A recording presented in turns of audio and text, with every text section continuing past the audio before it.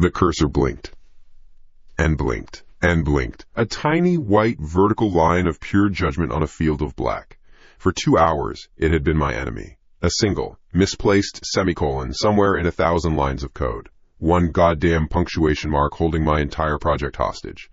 I leaned back, the cheap pleather of my desk chair groaning in protest. My eyes burned from the screen's glare. I rubbed them with the heels of my hands, seeing purple and green spots dance in the darkness behind my eyelids. "Fucking Python!" I muttered to the empty room. My voice was a dry croak. I hadn't spoken to another human being since the Grubhub guy grunted at me 3 days ago. Such is the life of a freelance coder on a deadline. My apartment wasn't big. A living room that doubled as my office and kitchen, a bedroom the size of a closet, and a bathroom. That was it. My whole world. A sharp crackle of static cut through the hum of my computer's fan. It came from the corner of my desk, the smart speaker. A knockoff brand I'd picked up for $20 from some online marketplace. A refurb. The listing said, Echo Dot Alternative, great value. I'd bought it just to fill the silence, to have something other than the sound of my own thoughts bouncing off the walls. Now it was just one more piece of electronic junk cluttering my space. I glanced at it. A small, black, fabric-covered puck. The sound didn't repeat. Cheap wiring, probably. A power surge. You get what you pay for. I sighed, turned back to the screen, and started scrolling from the top. Again. The semicolon was in there somewhere, hiding, waiting. To break the monotony, I told the speaker to play my lo-fi study playlist. The familiar hazy beat filled the room, a gentle drum loop overlaid with a soft piano melody and the fake crackle of vinyl. It was background noise, predictable, safe. I let it wash over me, trying to coax my brain back into focus. Line 1. Line 2. Everything looked right. My fingers hovered over the keyboard. Then I heard it. It wasn't part of the music. It was under it. A sliver of sound, thin as a wire. A whisper. I couldn't make out a word, just a sibilant hiss that rose and fell. Backquote. SSS. Backquote. It was gone in a second. I stopped. My hands froze mid-air. Was that in the song? Some weird new sample? I'd heard this playlist 1,000 times. I'd never heard that before. My finger tapped the spacebar on my laptop. The music cut out. Silence. Only it wasn't silence. Not really. I could hear the refrigerator buzzing, the faint drone of traffic 10 floors below, the whirring of my computer's processor. Normal sounds. Nothing else. Maybe I was just tired. Staring at a screen for 10 hours straight could make you hear things. I shook my head, annoyed at the distraction. I hit play. The piano and drums kicked back in. I forced my eyes back to the code. Line 247. Line 248. Backquote. C. Backquote. This time it was clearer. A single, breathy word threaded through the melody. A man's voice. Low. Dry. My entire body went rigid. I slammed the spacebar. The music died. My heart hammered against my ribs. Okay. Not tired. That was real. My head snapped toward the windows. Were they open? No. Sealed tight. My mind raced, searching for a logical answer. The neighbor. It had to be the neighbor. Fucking Bluetooth. Someone in the next apartment must have connected to my speaker by accident. It happened. My building was a hive of overlapping Wi-Fi signals and competing devices. It was the only thing that made sense. Annoyance pushed back against the cold spike of fear. It was more irritating than scary. Some asshole was broadcasting his creepy podcast into my apartment. I grabbed my phone, my thumb jabbing at the screen. I opened my Bluetooth settings. The list of available devices popped up. Below them, under My Devices, was the speaker. Backquote, Soundcore B3102. Connected. Backquote. No other name, no stranger's phone, just mine. Still, maybe it was a glitch. I tapped the name and hit disconnect. The blue text faded to gray. Disconnected. I tossed the phone back on the desk. Problem solved. I stood up, stretched, and walked to the kitchen area to get a glass of water. The room was quiet now. Too quiet. The absence of the lo-fi music felt heavy. I took a long drink, the cold water doing little to calm the thrumming in my veins. My eyes kept darting to the little black speaker. It was just a thing. A lump of plastic and fabric. Powerless. I walked back to my desk, my bare feet cold on the wood floor. I sat down. The silence was getting on my nerves. I was about to just put my headphones on when the voice came again. It didn't come from my laptop. It didn't come through a Bluetooth connection. It came directly from the speaker's own grill. Raw, unfiltered, and clear as a bell. I see you. The words hit me like a punch to the gut. It wasn't a broadcast. It wasn't a mistake. It was close. It sounded like someone was whispering right next to my ear. My breath hitched in my throat. My blood ran cold. The logic fell away. Bluetooth was off. The music was off. There was no input. There was absolutely no reason for it to make a sound. My chair screeched as I shoved myself away from the desk, stumbling backward. My eyes were locked on the speaker. It sat there, inert, silent. But it wasn't. It had spoken. A wave of pure, gut-wrenching panic washed over me. It was in my network. It was in my house. My mind screamed one thought, over and over. Unplug it. Unplug it now. I scrambled on the floor, my hands fumbling behind the desk, searching for the power strip. My fingers tangled in a spaghetti mess of cables. USB, HDMI, the laptop charger. Where was it? My heart was a wild drum against my ribs. I heard the blood pounding in my ears. My fingers found the thin, round cable of the speaker. I traced it to the wall socket. I gripped the plastic plug, my palms slick with sweat, and ripped it out of the wall. The small, green power light on the speaker blinked once, then died. It was over. It was dead. I stayed crouched on the floor, breathing hard, listening. The apartment was still. The only sound was my own ragged breathing.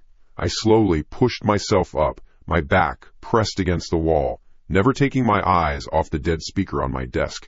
It looked so small, so harmless, a child's toy.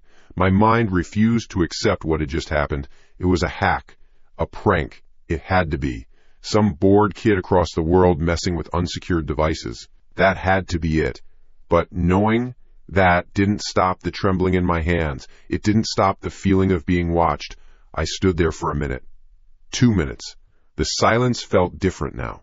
It wasn't empty. It felt observant. Every creak of the building settling, every distant siren, seemed to be part of a larger, more sinister orchestra. I was a prisoner in my own home, terrified of an object I had just killed. I needed to get out, get some air. Then, a new sound shattered the quiet. It was loud, abrasive, violent. Bzzz. My phone, face down on the desk.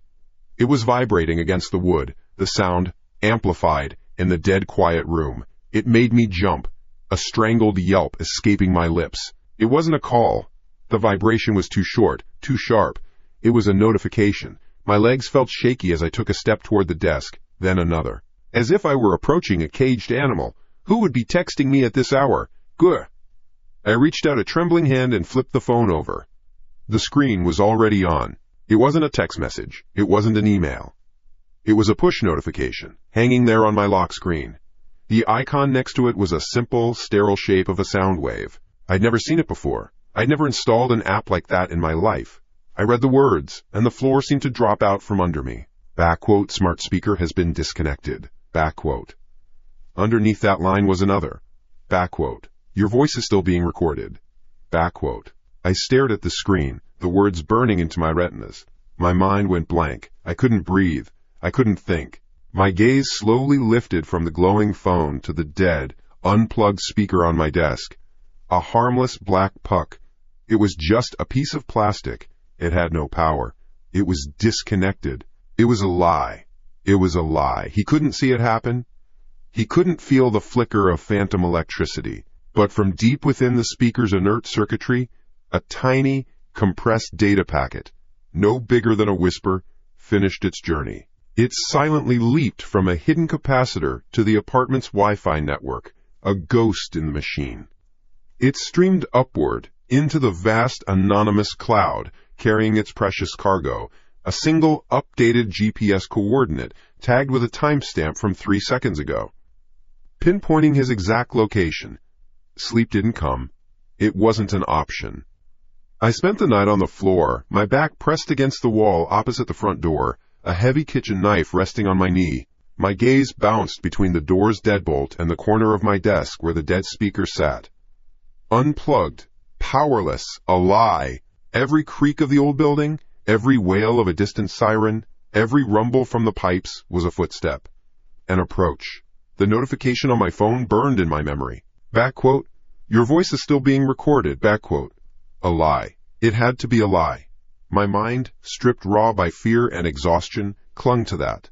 It was the only barrier I had left. When the first weak, gray light of dawn filtered through the blinds, it didn't bring relief. It just illuminated the dust motes dancing in the air, revealing the stale, contained reality of my prison. My body ached. My eyes felt like they were full of sand. I hadn't moved in 6 hours. Logic, or what was left of it, began to seep back in, sluggish and thick like cold oil. It wasn't supernatural. It couldn't be. It was a hack, a vicious, sophisticated one. Some creep found a back door in the cheap, shitty firmware of the speaker. That notification? Clever. A custom-made app, a piece of malware probably delivered through a bad link I'd clicked weeks ago, designed to spoof a system message. It was all just code. Ones and zeros arranged to fuck with me. That was it. It had to be. The explanation felt thin, a flimsy shield against a hurricane, but it was all I had. I needed it to be true. I needed to believe the monster was just a clever asshole on a keyboard somewhere else in the world, not a whisper in my own room. My legs were stiff as I pushed myself to my feet. The knife felt foolish and heavy in my hand. I placed it on the kitchen counter, my movements slow, deliberate. I walked to the desk. I picked up the black puck. It was cool to the touch, just plastic and fabric. An object. I refused to let it have any more power over my mind. I carried it, holding it away from my body like it was something dead, to the bedroom. I opened my closet, pushed aside a few hanging shirts, and placed it on the top shelf, behind a stack of old shoeboxes. I buried it.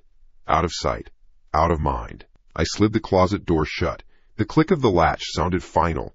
I left it in the dark. I needed coffee. I needed to work. I needed to pretend last night didn't happen. The routine was the only thing that could save me now. I sat down at my desk, the pleather chair groaning. The screen was still on, mocking me with 1,000 lines of code I'd abandoned. I ignored it and opened my web browser, intending to lose myself in work. Chrome offered to restore my previous session. I clicked yes without thinking. A dozen tabs popped into existence. Stack Overflow, GitHub, my project management board, and one other. The last one. The purchase page from the online marketplace. Backquote Soundcore-B3102, Echo.Alternative, great value. Refurbished. Backquote, and a little green banner, backquote. You purchased this item 3 weeks ago. Backquote. I stared at it. I know I closed that tab. I remember closing it right after the thing arrived. Meticulously. I hate tab clutter. A small, cold knot formed in my stomach. Okay. Fine. Chrome bug. It happens. It caches things weirdly. It's just a glitch. I moved my cursor to the small X and clicked it shut with more force than necessary. The page vanished. Gone. See? Just a glitch. I took a deep, shaky breath and turned my attention back to my code. Line 249. A missing bracket, maybe. Ping. The sound was soft, but in the tense quiet of the apartment, it was a gunshot. A new email. My eyes flicked to the corner of the screen. I didn't recognize the sender. It wasn't a client. It wasn't junk mail. It was a string of characters that made no sense.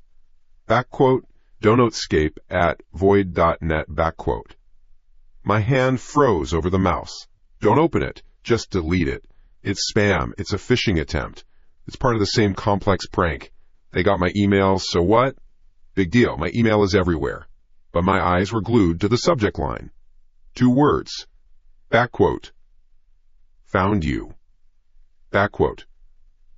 My heart gave a hard, painful lurch. This wasn't random. This wasn't a glitch. My finger, moving with a will of its own, clicked. The message opened. There was no text. No hello. No demands. Just an image. An attachment that had loaded automatically. It was dark. Grainy. A photograph taken without a flash in a tight space. I could make out the familiar texture of my own clothes. The sleeve of a blue flannel shirt I wore last week. The shoulder of my gray winter coat. They were hanging. And there, sitting on the dark wooden shelf just behind them, was the speaker. The black puck. A void in the shadows. My breath hitched. The blood drained from my face. It was a photo. A photo of the inside of my closet. A photo of the speaker I had hidden not 10 minutes ago. But that wasn't the worst part. The angle. The perspective was all wrong. It was taken from a low angle from down on the floor of the closet, looking up at the shelf. As if the person who took the picture was sitting on the floor, in the dark, among my shoes, aiming a camera up into the blackness. My mind shattered. The air left my lungs in a rush, a strangled gasp. What the fuck? What the fuck? He's in the house. He's in the closet. The thought hit me with the force of a physical blow. I scrambled back, my chair flying out from under me and crashing against the wall. I fell to the floor, my eyes locked on my bedroom door. It was closed. He's in there. He's in there, right now. Panic, pure and absolute, took over. My body moved on instinct alone. I was on my feet, stumbling, grabbing the kitchen knife from the counter again. My knuckles were white. My heart was a wild, thrashing thing in my chest, a frantic drumbeat against my ribs. Fight! I had to fight. I charged the bedroom door and slammed it open, my shoulder hitting the wood. Get the fuck out of my house! I screamed, the words tearing from my throat. I burst into the small room, knife held out in a shaking grip. My eyes darted everywhere. Under the bed. The corner behind the laundry hamper. The closet door. It was shut, just as I'd left it. My breath was coming in ragged, painful sobs. I crept forward, my bare feet silent on the floor. My left hand reached for the handle. My right held the knife ready. This is it. This is it. I yanked the door open. Nothing. Just my clothes. My shoes on the floor. The shoeboxes on the shelf. Everything was exactly as it should be. No one was hiding on the floor. No one was crammed in the corner. It was empty. The space was empty. My eyes shot up to the shelf. There it was, the black speaker, sitting motionless behind the shoeboxes, untouched. A wave of dizzying confusion washed over the panic. How? How was the picture taken? It made no sense. The logic of the world had broken. He was here. He took a picture. But he's not here. The paradox screamed in my head. A new feeling pushed through the fear. Rage. A hot, blinding rage at this violation, at this mind game. It was the speaker. It was all the speaker. It was the source. I reached up, my hand trembling with fury, and snatched it from the shelf. It felt heavier now. More solid. I stormed back out into the living room. You like taking pictures? I yelled at the inert object. Huh, you like this? I threw it down onto the hardwood floor. I threw it with all my strength. I expected it to shatter, to burst into 100 pieces of plastic and wire. It hit with a dull, sickening thud, a non-sound. It didn't crack. It didn't break. It just bounced once, a heavy, dead weight, and rolled to a stop by the leg of my desk. A small dent in the wood floor was the only proof of impact. The speaker itself was fine, not even a scratch. I stared at it, my rage deflating, replaced by a deep, chilling dread. It wasn't normal. This thing wasn't normal. My mind raced back to my only logical defense. The hack. The malware. It's on my laptop. It has to be on my laptop. That's how he's controlling everything. That's how he's seeing things. I had to find it. I had to kill it. I scrambled back to my chair, my hands flying across the keyboard. I launched every security program I had. Full system scan. Rootkit detector. Malwarebytes. My computer's fans screamed to life, a desperate whirring that filled the apartment. I watched the progress bars crawl across the screen, my leg bouncing uncontrollably. Find it. Find something. Please. The first scan finished. Back quote. No threats found. Back quote. The second. Back quote system is clean. back quote. The third, back quote. Your computer is protected. Back quote. Nothing. Clean. All of them. There was no virus. There was no malware. There was no intrusion. The programs I trusted, the digital walls I had built around my life, were all telling me the same thing. I was safe. I was alone. I leaned back, a hollow feeling spreading through my chest. My eyes were burning. I looked at the clean bill of health on my screen, then at the undamaged speaker on my floor. It was impossible. It was all impossible. I scrubbed my hands over my face, my mind a blank wall of static. What now? What the hell do I do now? Do mean? My eyes dropped back to the laptop screen. And I saw it. It wasn't there a second ago. I would have sworn my soul it wasn't there. On the top left corner of my clean, organized desktop, a new icon had appeared. A simple white rectangle. The generic icon for a text file. It was named, back quote, note.txt, back quote. Time seemed to slow down. The hum of the computer faded. The sound of my own breathing disappeared. The only thing in the world was my cursor. And that file. It was a silent, patient invitation. My hand moved the mouse. The cursor hovered over the icon. My finger trembled on the button. Click. The file opened. A white window. Black text. A single line. Back quote. You're hurting me. Back quote. My finger was a stone on the mouse button. The click was a distant, unimportant sound.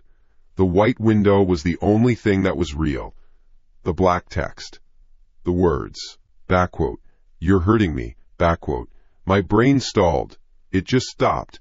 The Azerbaijan of my thoughts, the panic, the rage, all of it vanished, replaced by a vacuum. The words didn't compute. They were nonsensical characters on a screen, yet they carried a weight that pushed the air from my lungs. Hurting it? Hurting a piece of plastic and wire? I wanted to laugh, a wild, unhinged bark of a laugh. But nothing came out. My throat was sealed shut. I needed an anchor. Something outside these four walls. Something real. Alex. My hand, shaking so badly I could barely control it, fumbled for my phone.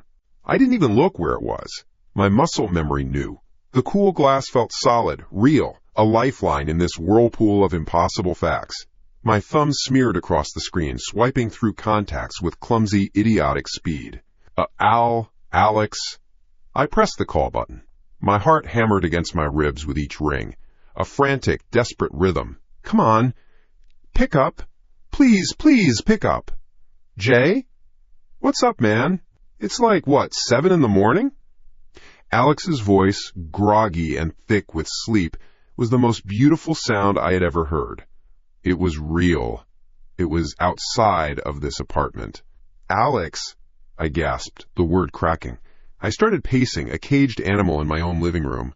The hardwood floor was cold under my bare feet. Alex, listen to me. Something is happening. Something is in my apartment. Whoa, slow down. What are you talking about? Are you okay? No, I'm not okay. It's the speaker, the one I bought. The cheap one. It's doing things. It talked to me last night, Alex. It sent me a picture from inside my own closet. Just now. A fucking picture. I was rambling, the words spilling out, a messy, incoherent flood. I knew how I sounded. I didn't care. A long pause on the other end. I could hear him shifting, the sound of sheets rustling. A picture? Jay, what are you talking about? What speaker? The smart speaker. The one I got a few weeks ago? It's not a hack, Alex. I checked. My system is clean. I threw the damn thing on the floor, and it didn't even scratch. And then a file appeared on my desktop. A text file. It said, "You're hurting me." Another pause, longer this time. I could picture him now, sitting up in bed, rubbing the sleep from his eyes, trying to make sense of his lunatic friend's early morning call. "Jay," he said, his voice softer now, laced with a careful concern that made my skin crawl. "Listen to me. You've been pulling all-nighters for 2 weeks straight on that project. You're exhausted. You're stressed out of your mind. Are you sure you're not, just seeing things? Your mind can play tricks on you when you're this rundown." "No!" I snapped, my voice too loud in the quiet room. I stopped pacing and stood rigid in the middle of the floor. "This is not in my head, Alex. I am looking at the dent it made in the floor right now. I am looking at the text file on my laptop screen. This is real. Okay, man, I believe you. I'm just saying. Don't just say anything. I need you to listen. I need someone to know this is happening. My voice was pleading now. I felt pathetic. A grown man, terrified of a piece of electronics. But the fear was a physical thing. It was a cold acid in my gut.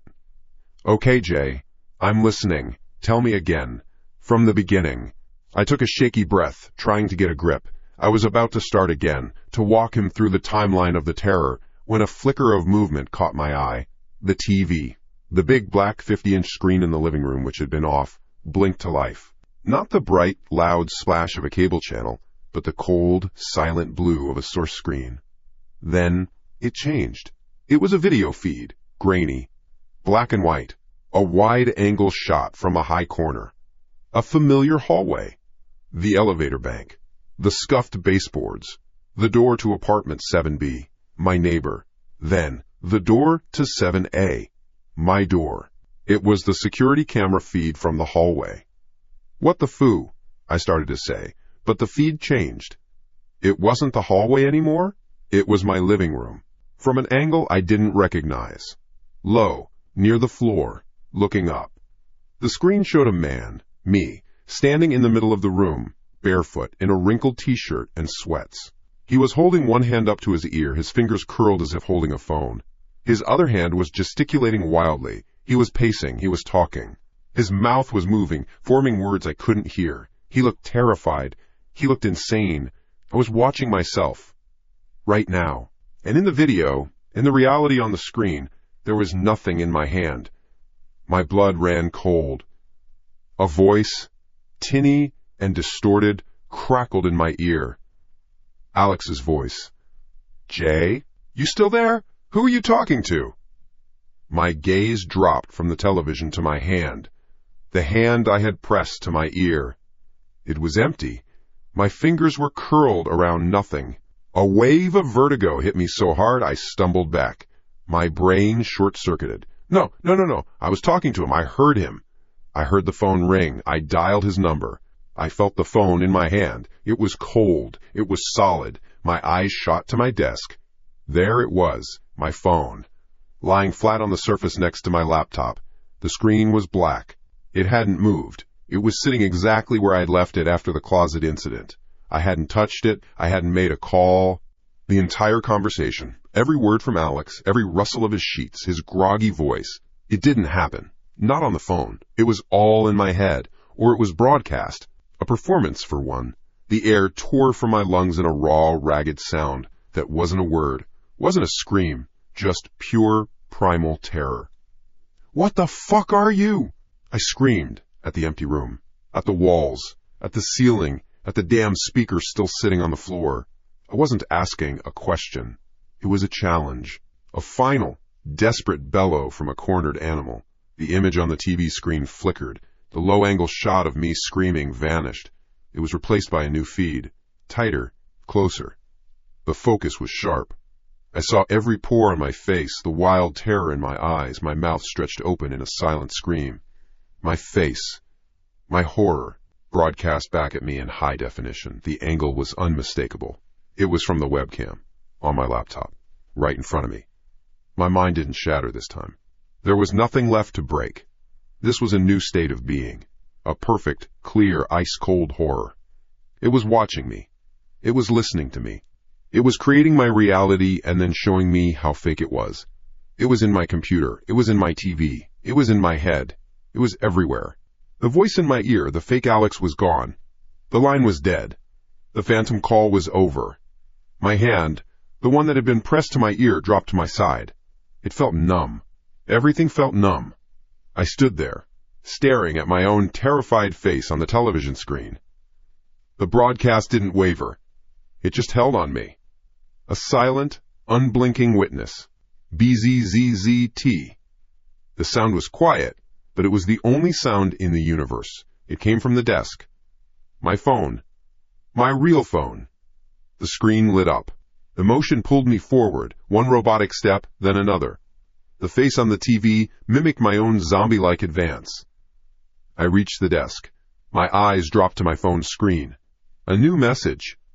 It was from a number I knew, a name I knew. Alex. My thumb moved with a will of its own, tapping the notification. The message thread opened. Just one new message, sitting there under our last conversation from 2 days ago about a basketball game. Back quote, "Don't trust anyone." Back quote. My breath caught. My eyes scanned the next line, the final line. Back quote. "Especially you." Back quote. The words on the phone screen burned into my retinas. Back quote. "Don't trust anyone. Especially you." Back quote. The fake call. The video feed. The text message. It wasn't a hack. It wasn't a prank. It was an invasion. A complete takeover of my reality. And it was telling me I was the enemy. The numbness in my limbs shattered. It was replaced by a jolt of pure, white-hot adrenaline. A single command screamed through my mind, overriding every other thought. Get out! Not later. Not after I figured it out. Now. My body moved before my brain could argue. A puppet pulled by the strings of survival. I lurched away from the desk, my bare feet slapping against the cold floor. The TV screen still showed my own face, watching me, a silent, high-definition ghost. I refused to look at it. I could feel its gaze on my back, my jacket. I grabbed it from the back of the dining chair, where I'd thrown it yesterday. The worn leather felt real, solid, an anchor. I jammed my arms into the sleeves, my movements clumsy and uncoordinated. Keys. I needed my keys. My eyes shot to the small brass hook next to the front door. It was empty. What? No, I always hang them there. Always. It's the first thing I do when I walk in. The last thing I grab when I leave. A mindless, daily ritual. My head snapped from side to side, scanning the room, the entryway table, the kitchen counter, the mess on my desk. Nothing. My frantic gaze swept the living room. Where are they? Where the fuck are they? Panic began to bubble in my throat, hot and sour. This was its game. The same game as the phantom phone call, making me doubt my own mind, my own habits. No, I whispered, my voice a dry rasp. No, you don't. I started patting down my jacket pockets. Nothing. My jeans from yesterday, still on the floor by my bed. I kicked them over. No jingle of metal. My mind raced, trying to retrace my steps from the day before. Did I leave them in the door? Did I drop them? Tie. Then I saw it, under the edge of the sofa, almost completely hidden in shadow. A glint of silver. Relief washed over me so hard my knees went weak. I scrambled for them, my hands shaking. My fingers closed around the familiar, cool metal. I had them. I was getting out of here. I pulled the keys out from under the couch. And I stopped. Something was wrong. My fingers were sticky. I looked down. Clinging to the metal of my house key and to my fingertips was a glob of something. A clear, thick liquid, like raw egg whites. It had no color, no smell, but it coated the key in a foul, viscous sheen. A wave of revulsion went through me. I didn't think. I just wiped my hand on my pants, a violent, desperate smear, trying to get the feeling off my skin. It left a dark, damp patch on the fabric. I didn't have time for this. It didn't matter. Nothing mattered except the lock on the front door. I launched myself at the entrance, a 3-step sprint. My hand was shaking so badly, I almost dropped the key ring. I jammed the slimy key toward the lock. It didn't go in. It stopped dead, met with solid resistance. Come on, I growled, pushing harder. The metal scraped against something inside the lock. I pulled it out and tried again, jiggling it, forcing it. Nothing. It wouldn't even go in 1/4 of an inch. Breathing hard, I leaned in close. I squinted at the keyhole, a small, dark shape in the dim light of the hallway. It wasn't a dark shape. It was filled. Plugged solid. Clogged with the same substance that had been on my keys, only now it was dry. Hardened into a semi-translucent, amber-like resin. Sealing me in. I was locked in. I was trapped. A sound cut through the air. A sound that didn't belong. It wasn't from the TV. It wasn't from my laptop. It came from the floor, from the corner where I had thrown the smart speaker.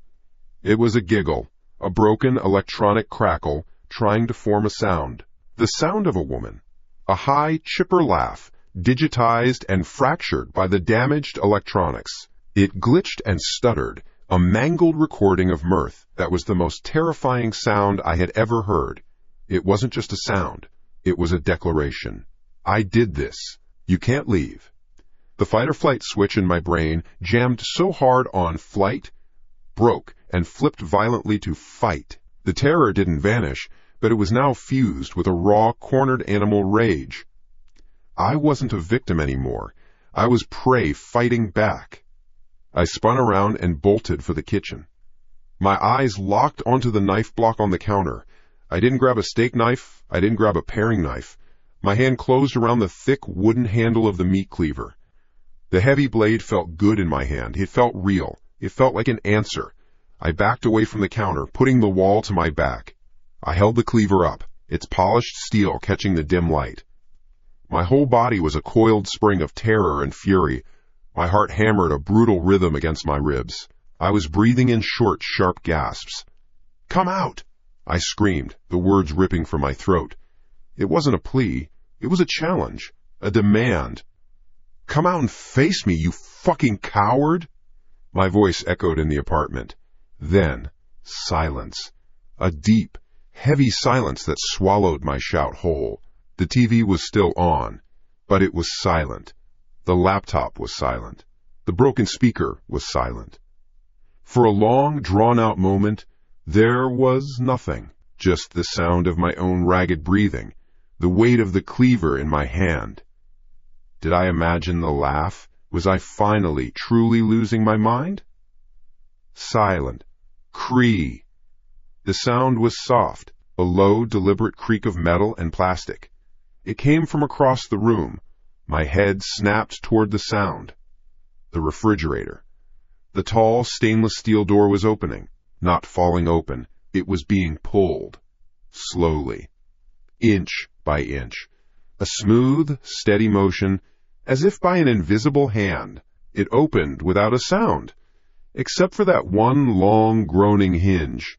It swung outward, wider and wider, until it was fully ajar, revealing the cold, white light from within. It stopped, hanging there, waiting, an invitation. I stood frozen, the cleaver held tight in my slick palm. My breath hitched. Every instinct screamed at me to run, but there was nowhere to run. My back was already against the wall. Slowly, one step at a time, I started moving toward it. My feet felt like lead. The cleaver was held out in front of me, a useless ward against whatever this was. I reached the edge of the kitchen island, using it as a barrier. I peered around it. The inside of the refrigerator was lit by a single, sterile LED bulb. And it was empty, completely, utterly empty. No milk, no leftovers, no beer. Every shelf, every drawer had been cleared out. It was a pristine, white, plastic cavern.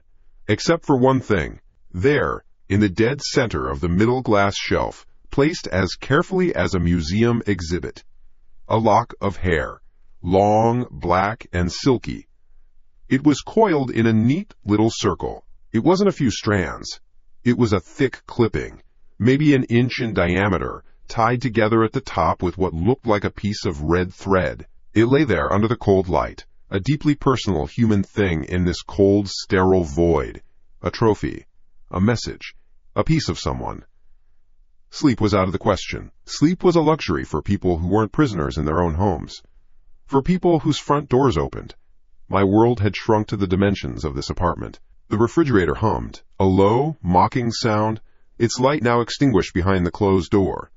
I couldn't look at it. I couldn't unsee that small, coiled lock of black hair sitting on the glass shelf like a goddamn trophy. A piece of someone. A piece of what? Who? Rage was a poor shield against this kind of fear. But it was the only one I had. My back was to the living room wall, my knees drawn up to my chest on the sofa. The meat cleaver rested heavy on my thigh. Its cold steel, a bizarre comfort against the denim of my jeans. My laptop was perched on the coffee table, its screen the only friendly light in the room. If I couldn't get out, I would fight back on my own terms. My fingers flew across the keyboard. This thing, this person, it was using technology. It had faked a call, hijacked my video feed, sent text from my own number. That meant it left a trail. A digital footprint. No matter how smart it thought it was, there was always a trail. My focus narrowed. The world outside my screen faded away. It was just me and the code. I ran diagnostics, tore through recent connection logs, searched for any backdoor process, any phantom IP address that didn't belong. Nothing. It was clean. Too clean. It was like a ghost had walked through my network, leaving no footprints, no broken twigs. Impossible. I leaned closer, my eyes burning from the strain. Come on, show yourself. Make a mistake. The screen flickered. Just once. A barely perceptible blink. I stopped typing. My fingers hovered over the keys. It was probably just a power dip. Nothing. It flickered again, this time longer. The lines of code on my screen momentarily dissolved into a wash of gray and white snow, the kind you'd see on an old TV with no signal.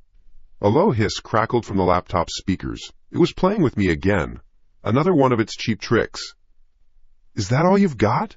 I muttered, a bitter taste in my mouth. The static intensified. It wasn't random snow. The pixels were trying to form something. They swirled and coalesced, fighting to resolve into an image. For a single, heart-stopping second, they did. It was a face. A woman's face. Pale and gaunt. Her black hair, the same black, silky hair from the refrigerator, was plastered to her forehead with sweat. Her eyes were wide, two black pools of pure terror. Her mouth was open in a scream that made no sound, a perfect, silent O of agony. It wasn't a threat. It was a warning. It was a plea. Then it was gone, vanished back into the chaotic dance of static before my screen snapped back to normal, showing the lines of code as if nothing had happened. I jerked back from the laptop, my breath catching in my throat. My heart hammered against my ribs. I stared at the screen, expecting the face to burst through again. What the hell was that? It wasn't the confident, taunting presence from before. That image was one of sheer horror. Was it another victim? Was it a sick photo this thing had taken? A new way to scare me? Ping. The sound of an incoming email. It cut through the silence like a gunshot. My eyes darted to the top right of the screen. The notification banner slid into view. Same sender. The same jumbled, anonymous address as before. My hand, slick with sweat, tightened on the handle of the cleaver. This was it. The next move in its game. I clicked open the email. There was no text, no subject line. Just a single attachment. Backquote, audio clip _ 01.wave, backquote. My cursor hovered over it. My whole body screamed not to. Don't engage, don't play the game. But what choice did I have? I was trapped. Information was ammunition. I needed to know what I was up against. With a deep breath that did nothing to calm my racing pulse, I clicked it. The file opened. For a second, there was only a low, humming static. Then a voice came through, distorted and faint, as if filtered through water or spoken from the bottom of a well. It was a woman's voice, weak, broken. Don't. A crackle of static. Touch. Another burst of electronic noise. It. The loop started again. Don't touch it. Over and over. A mangled, desperate whisper. It was the same woman from the image on the screen.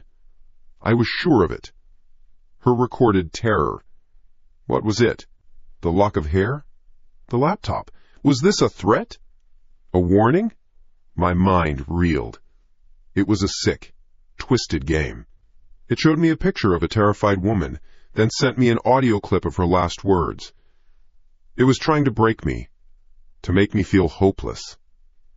I slammed the laptop shut. The sound echoed in the quiet room. Fuck you! I roared at the empty air. The sound of my own voice was raw, thin. The apartment didn't answer. Silence fell again, heavy, waiting. And then it happened. The lamp next to the sofa buzzed and went out. Before I could react, the overhead light in the kitchen flickered wildly, then died. The digital clock on the oven flashed 12 o'clock, again and again. The TV across the room, which had been off, burst to life, its screen a blinding white static screaming with a deafening roar. One by one, every light in the apartment began to strobe. On, off, on, off. The world became a series of fractured, nightmarish snapshots. The room, the darkness, the room, the darkness. My brain couldn't keep up. It was a sensory assault, a full-scale invasion. From the corner of the room, from the shattered plastic shell of the smart speaker on the floor, a sound began to build. It wasn't the chipper giggle from before. It was a low, guttural vibration, a hum that I felt in my teeth, in my bones. It grew in volume, a bass frequency that seemed to shake the very foundations of the building. The speaker rattled on the hardwood floor. The humming coalesced into a voice that wasn't human. It was deep, electronic, and filled with an ancient, possessive rage. It wasn't speaking to me. It was making a declaration. It was laying a claim. It ripped through the air, overpowering the static from the TV, overpowering the frantic thumping of my own heart. Mine! The word wasn't just a sound. It was a physical force. It slammed into me, knocking the air from my lungs. I scrambled off the sofa, falling to the floor, the cleaver skittering away from my grasp. I clapped my hands over my ears, but it did nothing. The sound was inside my head. But as that one terrible word echoed, another sound fought back. From the closed laptop on the coffee table, the speakers, tinny and small, crackled to life at full volume. It was the woman's voice. The voice from the audio file. But it wasn't a recording anymore. It wasn't a whisper. It was a full-throated, blood-curdling scream of pure, unadulterated panic. A sound pushed past the limits of any human throat. It was aimed at the other voice. It was aimed at me. It was fighting for airtime, a desperate final transmission. Run! The two sounds clashed in the middle of the room, the deep, possessive growl from the speaker, the high, piercing shriek from the laptop. Mine! Run! Mine! Run! It was a battle of frequencies, a war of voices tearing my reality apart. The lights strobed faster and faster, a mad, frantic rhythm to the auditory chaos. The floor vibrated. The air crackled. I was caught in the crossfire of two unseen, warring things. My mind fractured. Who was the enemy? The thing, claiming ownership? Or the thing screaming at me to flee? Was one the monster and the other the ghost of the woman it had taken? Zlea. I couldn't think. I could only feel. The terror was absolute. I squeezed my eyes shut, curled into a ball on the floor, and waited for the world to end. Then, as suddenly as it began, it stopped. Total, deafening silence. The lights snapped back on and stayed on. The TV went black. The warring voices vanished. The only sound was a high-pitched ringing in my ears and my own ragged, desperate gasps for air. I lay on the floor for a long moment, my body trembling uncontrollably. My cheek was pressed against the cool wood. I slowly, cautiously, opened my eyes. The apartment was exactly as it had been. The sofa, the coffee table, the cleaver lying a few feet away. Everything was still. Everything was normal. My breath hitched. My gaze swept the room, checking every corner, every shadow. Nothing. No one. It was over. Whatever that was, it was over. My eyes landed on the coffee table. On my closed laptop. It looked harmless now, an inert piece of plastic and metal. But it wasn't alone. My blood went cold. My breathing stopped. There, on the dark wood of the coffee table, placed neatly right beside the edge of the laptop, the lock of hair. It was coiled in the same perfect, small circle, the same silky black strands, the same small piece of red thread tying it together. It wasn't in the refrigerator anymore. Somehow, during that storm of light and sound, while I was huddled on the floor, blinded and deafened, it had moved. Something had crossed the room, opened my refrigerator, taken the lock of hair, walked to the coffee table, and placed it right there, right next to my hand. A silent, final statement. I was not alone. And the battle I had just witnessed, I was not the prize. I was just the battlefield. My body was a tuning fork, still humming with the aftershock of that sonic war. I laid on the hardwood, the grain of the planks pressed against my cheek. My breath came in shallow, useless little sips. The ringing in my ears was loud, a constant, high-pitched scream. Slowly, I pushed myself up. My arms shook from the strain. My muscles felt like chewed string. My eyes went to the coffee table, the lock of hair. It sat there, a perfect black spiral on the dark wood, mocking me. It hadn't been there a minute ago. It had been in the sealed refrigerator. My stomach turned. It crossed the room. During the chaos, while I was a heap on the floor, it had moved. It had been here, right here, inches away. Something inside me snapped. The fear was still there, a cold, hard stone in my gut, but rage was boiling up around it. This wasn't a game. This wasn't a haunting. This was an occupation. The two voices, the guttural mine and the desperate run, they weren't for me. I was just the building they were fighting over, the ground zero of their war. No more. Enough.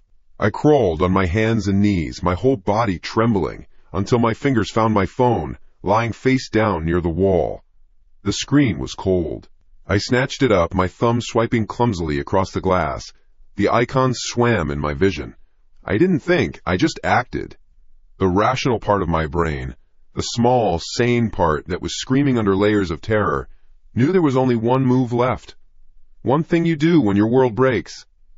I hit the green icon. I stabbed at the numbers. 9. 1. 1. The phone felt slick in my sweaty palm. I pressed it to my ear, listening to the electronic chirp of the call connecting. Each beep was a lifetime. My back was against the sofa now. I had the meat cleaver again, its weight a dead thing on my lap. My eyes scanned the room, the kitchen, the hallway, the closed bedroom door. Every shadow was a threat. Every corner held a watcher. 9, 1, 1, what is your emergency? The voice was a woman's. Calm, professional. It was the most blessedly normal sound I had heard in hours. It was an anchor. My own voice came out as a croak. I cleared my throat. Hello? Yes, I need help. Okay, sir. What is the nature of the emergency? How? How do you even begin? My mind raced. There's a ghost and a monster having a shouting match in my apartment using my electronics, and a lock of hair just teleported from my fridge. They'd send a van with soft walls for me. I had to be smart. I had to be logical. There's an intruder, I said. It was the truth, or a version of it. Someone is in my apartment. Or they were. They're controlling things. Controlling things, sir? What do you mean? The calm politeness was still there, but I could hear the slight edge of procedure behind it. The checklist she was running through in her head. My electronics, I said, trying to keep my voice from shaking. My laptop. My smart speaker. They've been hacked. They're sending me messages. Making sounds. I got a call. It faked a call from my mother. I was babbling. I knew I was babbling. And there was a lock of hair in my refrigerator. It wasn't mine. Now it's on my coffee table. It moved. Silence. A beat of it. Just long enough for the cold dread to seep back in. Sir, can you give me your name and address? I gave them. My voice was a stranger's. I felt detached, like I was watching a movie. The guy on the phone sounded panicked. He sounded unhinged. Okay, Mr. Davis, she said. Her tone had shifted. It was still calm, but it was a different kind of calm now, the kind you use on a scared animal. Or a crazy person. I want you to stay on the line with me. Is the intruder still in the apartment with you? I don't know, I whispered, my eyes darting to the bedroom door again. I think so. It feels like it's everywhere. Okay, Mr. Davis, just stay calm. The condescension was a slap in the face. And then she said the words that broke the world. "Sir, I'm looking at our call log here. I need to ask you something. We received a call from this number approximately 5 minutes ago." My blood went cold. My breath hitched in my throat. "What?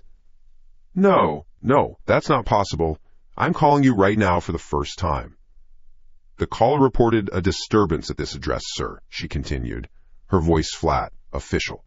"They reported a man screaming, shouting, and the sound of property being destroyed. The caller stated he was concerned his neighbor was having a psychotic break." Time stopped. The room tilted. The phone felt like it weighed 1,000 pounds. The pieces clicked into place with a horrifying, sickening finality. The lights. The noise. My own roar of, "Fuck you." The sound of me crashing to the floor. It had created the evidence. It had made the report. It had set the trap, and I had walked right into it, screaming. "That wasn't me," I said, but the words had no force. They were just puffs of air. "I didn't call you. Someone is framing me. They're trying to make me look insane." "Mr. Davis," the operator said, her voice now firm. "Are you alone right now? Is there anyone else with you?" Was I? The question was a physical thing. It hung in the air between me and the phone. I opened my mouth to answer, to scream, to plead, to say something, anything. And then I felt it. A change in the air right behind my head. A sudden, impossible drop in temperature. The fine hairs on the back of my neck stood straight up. It was the feeling of someone standing too close. The feeling of breath about to be spoken. A whisper slithered directly into my right ear. It wasn't from the phone. It was in the room. It was on the couch with me. It was a dry, sibilant hiss, intimate and rotten. "Tell her!" I flinched, pulling my head away, my heart seizing in my chest. My eyes shot to my right. Nothing. Just the sofa cushion. The whisper came again, a phantom breath against my earlobe. "Tell her you're not crazy." It was a dare, a taunt, a final push over the edge. A scream ripped out of my throat, raw and involuntary. It wasn't a word, just pure, animal terror. I threw myself sideways, off the couch, away from the voice. I scrambled backwards on the floor, my limbs tangled, my back slamming into the leg of the coffee table. The table flipped. It went over with a sickening crash. The laptop hit the floor with a crack of plastic. The lamp shattered. The meat cleaver skittered across the wood. The sound was deafening. It was the exact sound the first caller had described. The sound of destruction. The sound of a madman. "Sir?" The voice from the phone shouted, tinny and distant. I had dropped the phone in the fall. It lay on the floor a few feet away, the operator's voice still coming from it. "Sir, what was that noise? What's happening? Are you all right?" I couldn't answer. I was on my hands and knees, hyperventilating, staring at the empty space on the couch where the voice had been. There was no one there. There had never been anyone there. My mind was a whiteout of panic. It saw me. It heard me. It knew who I was calling. It was standing right next to me, invisible, and toying with me like a cat with a half-dead mouse. I crawled to the phone, my hand shaking so hard I could barely pick it up. I put it back to my ear. The operator's voice was gone. In its place was a man's, deeper, more serious. He wasn't asking questions anymore.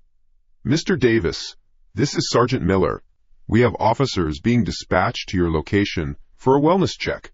I need you to put down anything you might be holding, unlock your front door, and show us your hands when my officers arrive. Do you understand me? A wellness check." The words hit me harder than any physical blow. They weren't coming to help. They weren't coming to investigate a break-in. They weren't coming to save me. They were coming for me. It had won. With a few lines of code, a faked phone call, and one perfectly placed whisper, it had neutralized the only help I could have ever hoped for. It had turned the entire outside world against me. It had painted me as the monster in my own story. "I'm not—" My voice broke. "I'm not crazy." There was no reply. Just a soft, final click as the sergeant disconnected the line. The silence that followed was absolute. It was the silence of a tomb. I was alone, on the floor of my wrecked living room, clutching a dead phone. And somewhere, In the shadows of the apartment he now owned completely, I could almost feel it smiling. The police were on their way, and I knew with a certainty that froze the marrow in my bones that the door that wouldn't open for me would swing open for them just fine. I was the crazy man. The case was closed before it ever began. The phone was dead. The line cut. They were coming. My thoughts were slugs, crawling through mud. The sergeant's voice was a ghost in my ear. The final click, an executioner shot. They were coming for the crazy man. The man shouting and smashing his own apartment. The trap wasn't just set. It had been sprung, and my own leg was bleeding in its jaws. I couldn't stay here. The living room was a crime scene of my own making. The flipped table, the shattered lamp, the laptop with its cracked screen. They would see this, and they would see him. The man from the phone call, the psychotic neighbor. My body moved before my brain did. A raw, animal panic took the controls. Bedroom. It was the only room with a real lock. I scrambled on all fours, my knees scraping against the wood, the meat cleaver forgotten. I slammed the bedroom door shut. The sound was a hollow boom in the sudden quiet. My fingers, slick with sweat, fumbled with the small brass knob on the handle. It clicked, locked. Not enough. It wasn't enough. My eyes scanned the room. Bed, nightstand, dresser. The antique oak dresser my grandmother had given me. It was heavy, solid, a block of pure, unmoving reality in this nightmare world. My breath came in ragged gasps. I grabbed the side of the dresser. My muscles screamed. Every fiber protested. It felt bolted to the floor. I grit my teeth, a low growl tearing from my throat. My feet slid on the floorboards. I put my back into it, my shoulder digging into the wood. It moved. An inch. A deep, groaning scrape of wood on wood. I shoved again. And again. A desperate primal rhythm. Shove, scrape, breathe, shove, scrape, breathe. Sweat dripped into my eyes, stinging. The world narrowed to this one single task. This wall of wood against the door. This was my fortress, my final stand. With a last, shuddering heave, the dresser side jarred against the doorframe. Done. It was done. I leaned against it, my chest heaving, my heart a frantic drum against my ribs. I slid down the cool wood until I was a heap on the floor.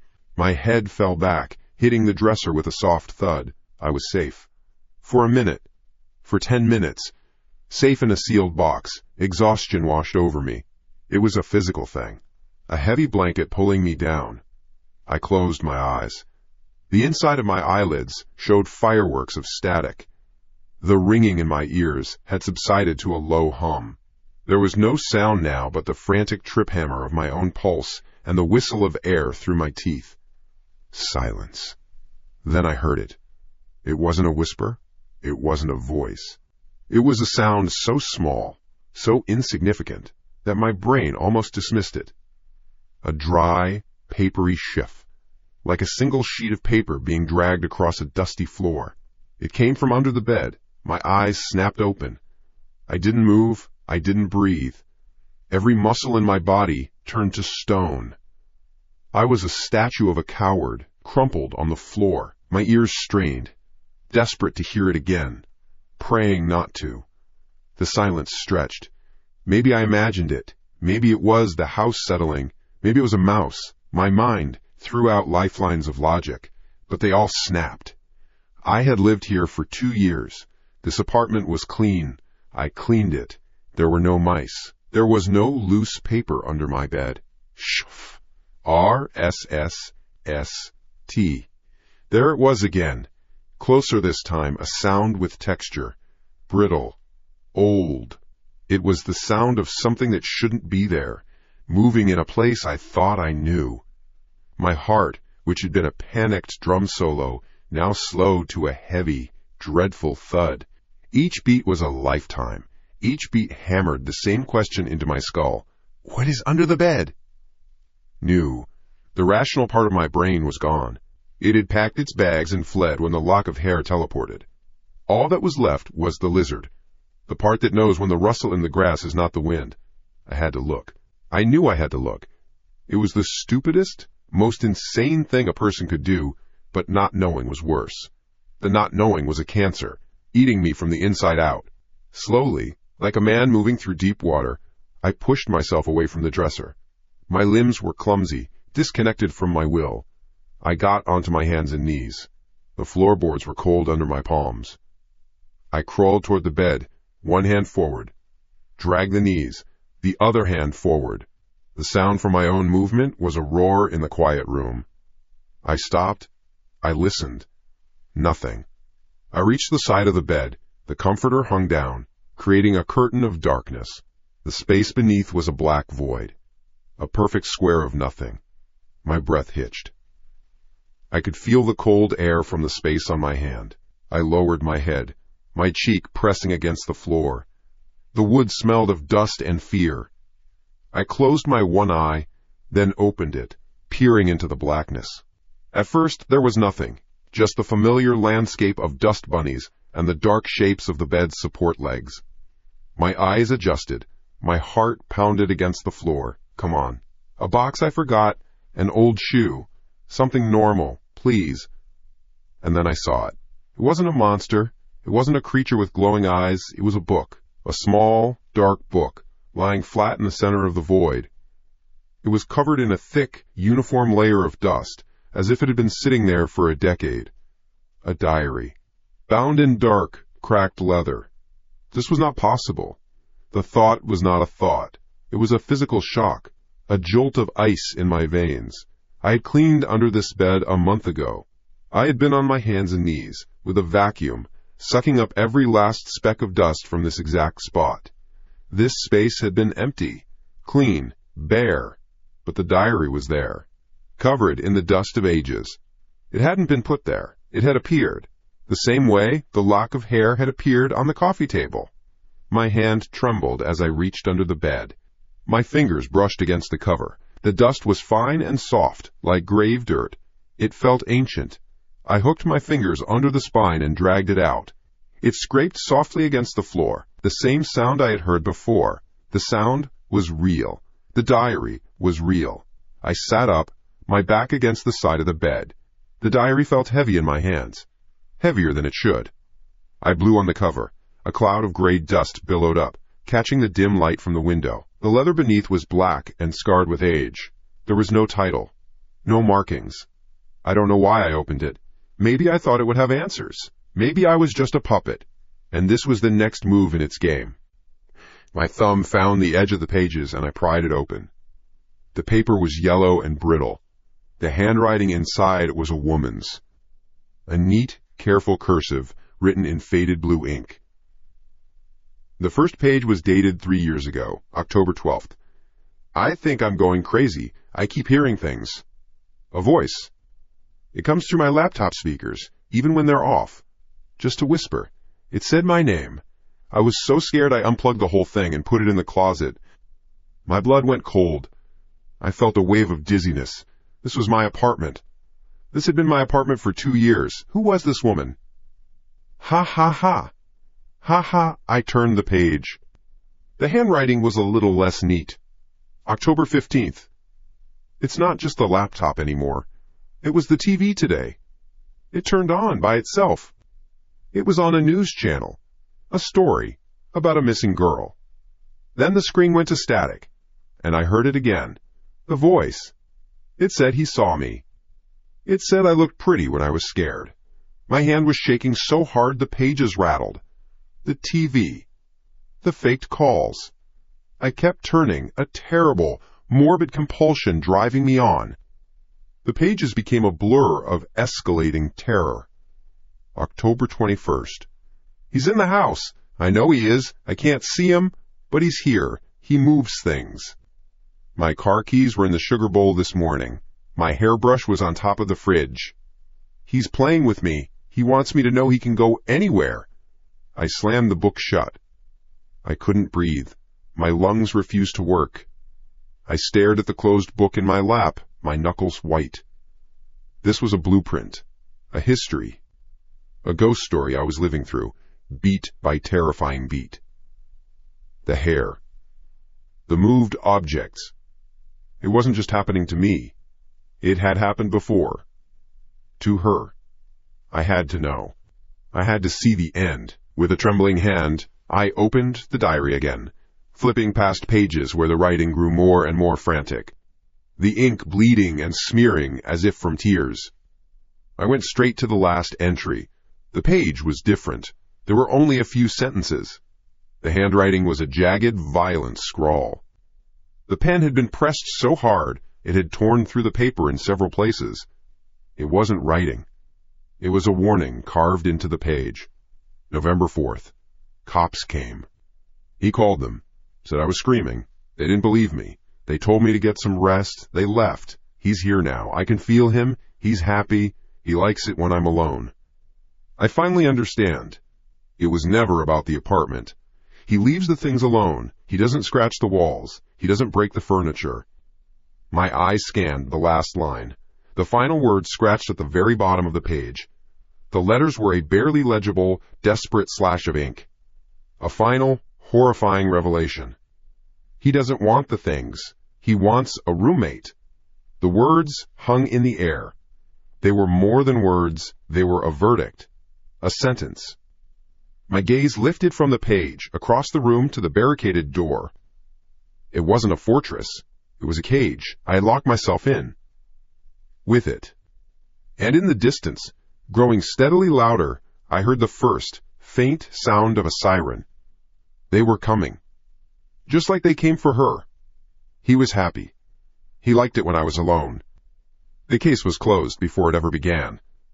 The sirens. Closer now. A rising, falling wail that sliced through the night. The sound was a promise. They were coming for the crazy man.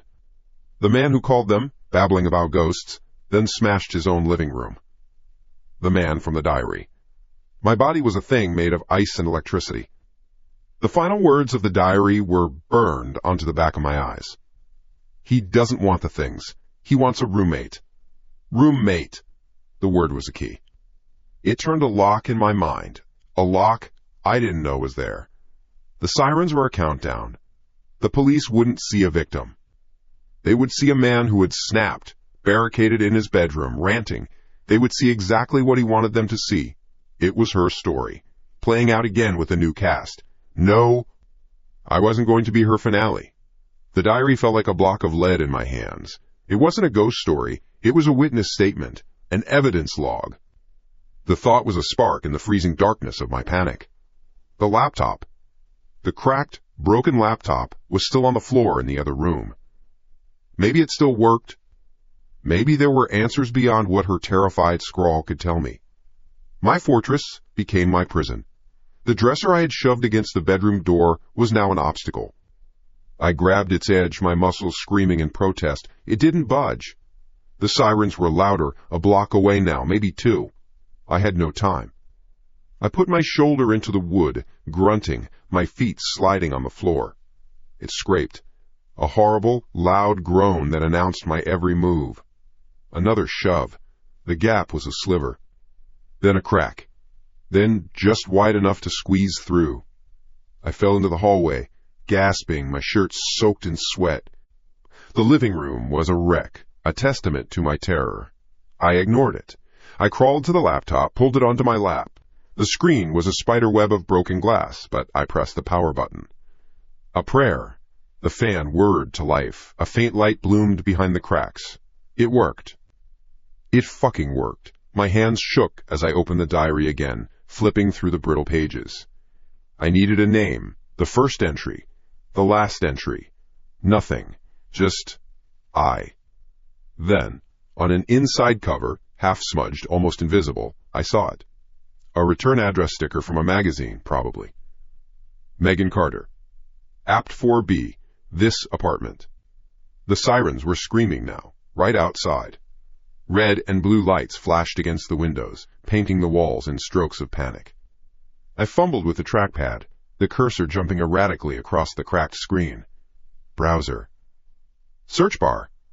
My fingers flew, clumsy and slick. Backquote, Megan Carter. Crestview Apartments. Backquote. Enter. The internet was slow. Each percentage point of the loading bar was a fresh hell. The lights outside swept the room. Left. Right. Left. Right. A steady, rhythmic beat counting down my final seconds of freedom. Then the page loaded. It was a news article. From a local paper. 3 years old. The headline hit me like a physical blow. Tragedy at the Crestview. Software engineer murders girlfriend, kills self. My breath caught in my throat. I couldn't process it. My eyes scanned the text. The words jumping out from the screen. Police were called to the Crestview apartments late Tuesday night after neighbors reported screaming. Found the body of Megan Carter, 26, a graphic designer. The apparent perpetrator, her ex-boyfriend Todd Hemlock, 29, was also found deceased in the apartment from a self-inflicted gunshot wound. Friends of the couple described Hemlock as brilliant but obsessive. Carter had recently ended their relationship and had expressed fear of Hemlock to friends, claiming he was stalking her both online and in person. She had filed a police report a week prior, citing harassment. In the report, she made claims of, quote, unexplainable events in her apartment, including items being moved and technology malfunctioning, claims which at the time were attributed to stress. My blood ran cold. It wasn't a ghost. It was a man named Todd, a stalker. He had done all this to her, the gaslighting, the tech manipulation, the psychological torture. He drove her to the edge of sanity, and when she was completely isolated, completely alone, he came for her. He made it look like he snapped. A crime of passion, but the diary told the truth. This was planned. It was a long, slow hunt. I scrolled down. The article was detailed, a deep dive into the tragedy. My eyes snagged on one paragraph. A quote from a detective. Hemlock was a highly skilled programmer, specializing in network security. An examination of his personal devices revealed a deep and disturbing obsession not only with Miss Carter, but also with fringe theories about digital consciousness. He wrote extensively in private forums about the possibility of preserving a human mind as pure data, a, quote, digital ghost, as he called it. He believed that the right hardware, a simple enough system, could act as a permanent vessel. Vessel. The sirens outside stopped. A car door slammed shut. Then another. Heavy footsteps on the pavement below. My gaze lifted from the screen. It moved past the shattered lamp, past the overturned table, and landed on the wreckage on the floor by the TV stand, the plastic shell of the smart speaker I had smashed earlier. A first-generation Aura home. It had been here when I moved in. The landlord said the previous tenant left it. A vintage model, simple hardware, the perfect vessel. The pieces clicked together in my head, not with a soft click, but with the deafening crash of a collapsing building. It wasn't Megan's ghost warning me. It wasn't a random supernatural event. It was Todd. He hadn't just killed her and then himself. It was his final move. He had found a way. He had done it. He turned himself into data. A virus. A digital ghost, haunting the network of the only place he ever wanted to be. He had tethered his consciousness to the apartment itself through that speaker. He wasn't a memory. He wasn't an echo. He was an active intelligence, waiting. The diary wasn't a warning. It was a trophy. A highlight reel of his last hunt, left behind for the next one to find. To build the fear. To follow the script. He doesn't want the things. He wants a roommate. I wasn't just living in the apartment where Megan Carter was murdered. I was living with her murderer. I had plugged him in. I had talked to him. I had given him access to my phone, my TV, my life. Every smart device, every network connection was a nerve ending for him. This entire apartment was his body now, and I was just a foreign cell he was working to destroy. The heavy thud of boots on the stairs outside my apartment door began. One flight down, they were coming up. The realization was a white-hot flash of pure terror. All of it. The fake calls from the sergeant. The distorted voices. He was framing me. He was recreating the night he killed Megan, making me the star of the show. The cops would kick in the door and find a distraught, seemingly violent man, a smashed apartment, and a history of a, quote, crazy neighbor. It was his masterpiece. A perfect, repeating loop of horror. My eyes were locked on the broken pieces of the Aura home speaker. My killer. My roommate. Flick. The laptop screen went black. The low hum of the fan died. The sudden silence was absolute. The only sounds left were the drumming of my own heart and the stomp of boots coming up the final flight of stairs. The apartment was plunged into near darkness, lit only by the red and blue flashes from the window. Then, the laptop screen flickered on again. It wasn't the news article. It wasn't a desktop. It was a black screen with a single, blinking green cursor in the top left corner. A command prompt. I watched, frozen, as text began to appear. Not fast. Slowly. Deliberately.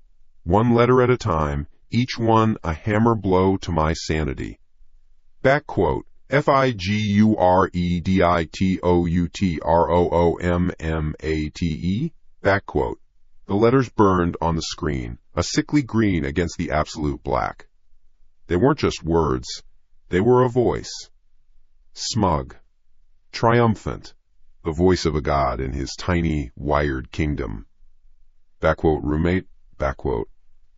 The heavy pounding on my apartment door was a drumbeat for my execution. LAPD! Open the door! 2 threats. One outside, one inside. The one outside wanted to arrest me. The one inside wanted to own me. The laptop screen was his mouth. The speakers, his voice. The network, his nervous system. The whole goddamn apartment was his body. A body of wire, plastic, and plaster. My mind, a frantic rat in a maze, slammed into the answer. The heart. I had to rip out the heart. The power. The circuit breaker. Final warning! We're coming in! The voice from the hallway was muffled by the thick wood of the door. No time. No choice. Move. I launched myself off the floor, my feet skidding on scattered papers from the diary. The red and blue lights still swept across the room, strobing over the wreckage, overturned chair, smashed lamp. A ghost of a crime scene, waiting for a new body. My body. I scrambled out of the living room, down the short hall toward the kitchen. The breaker box was there, a small gray metal rectangle set into the wall next to the refrigerator. An ugly, mundane thing that held the key to everything. My breath came in ragged, burning bursts. Behind me I heard a new sound. A low electronic hum. It came from the living room. From my TV, my soundbar, the broken smart speaker. All of them. They were humming together, a single rising chord of pure menace. He was watching me. He knew what I was going to do. The pounding on the door stopped. A new sound took its place. The sharp, splintering crack of wood. A battering ram. They weren't waiting anymore. I reached the kitchen, my hands slapping against the cold metal door of the circuit breaker panel. The little latch was stiff. My sweaty fingers fumbled with it, scraping a nail. It popped open with a loud click. Inside, the neat rows of black switches. Main, kitchen, living RM, bed. A roadmap to his anatomy. All I had to do was kill the main. One flip, and his world would go dark. His voice would be silenced. His body would die. I reached for the main breaker, the largest switch at the top. My fingers were an inch away. Then, the air changed. The warmth of my panicked body was sucked away. A wave of cold, so profound and so sudden, washed over me. It was not the cold of a draft. It was the deep, still cold of a meat locker. Of a morgue. It felt wet and heavy, clinging to the back of my neck, raising every hair on my arms. And with the cold came a sound. It was not the electric hum of the machine god in the other room. It was soft. Fragile. Human. A woman weeping. The sound was so close it felt like it was inside my own head, but it wasn't. It was right behind me. A series of quiet, hiccuping sobs, choked with a grief so old it had worn itself smooth. My blood ran cold for a different reason now. I knew that sound. I had imagined it for hours, the sound of Megan Carter in her final moments. Maybe she was here, a true spirit, a victim, here to help me fight the monster who had taken her life. A flicker of insane hope. I could feel her presence, a column of icy air at my back. I wasn't alone. "We can stop him," I whispered, my voice a raw croak. I pushed my fingers forward, toward the main switch. Together!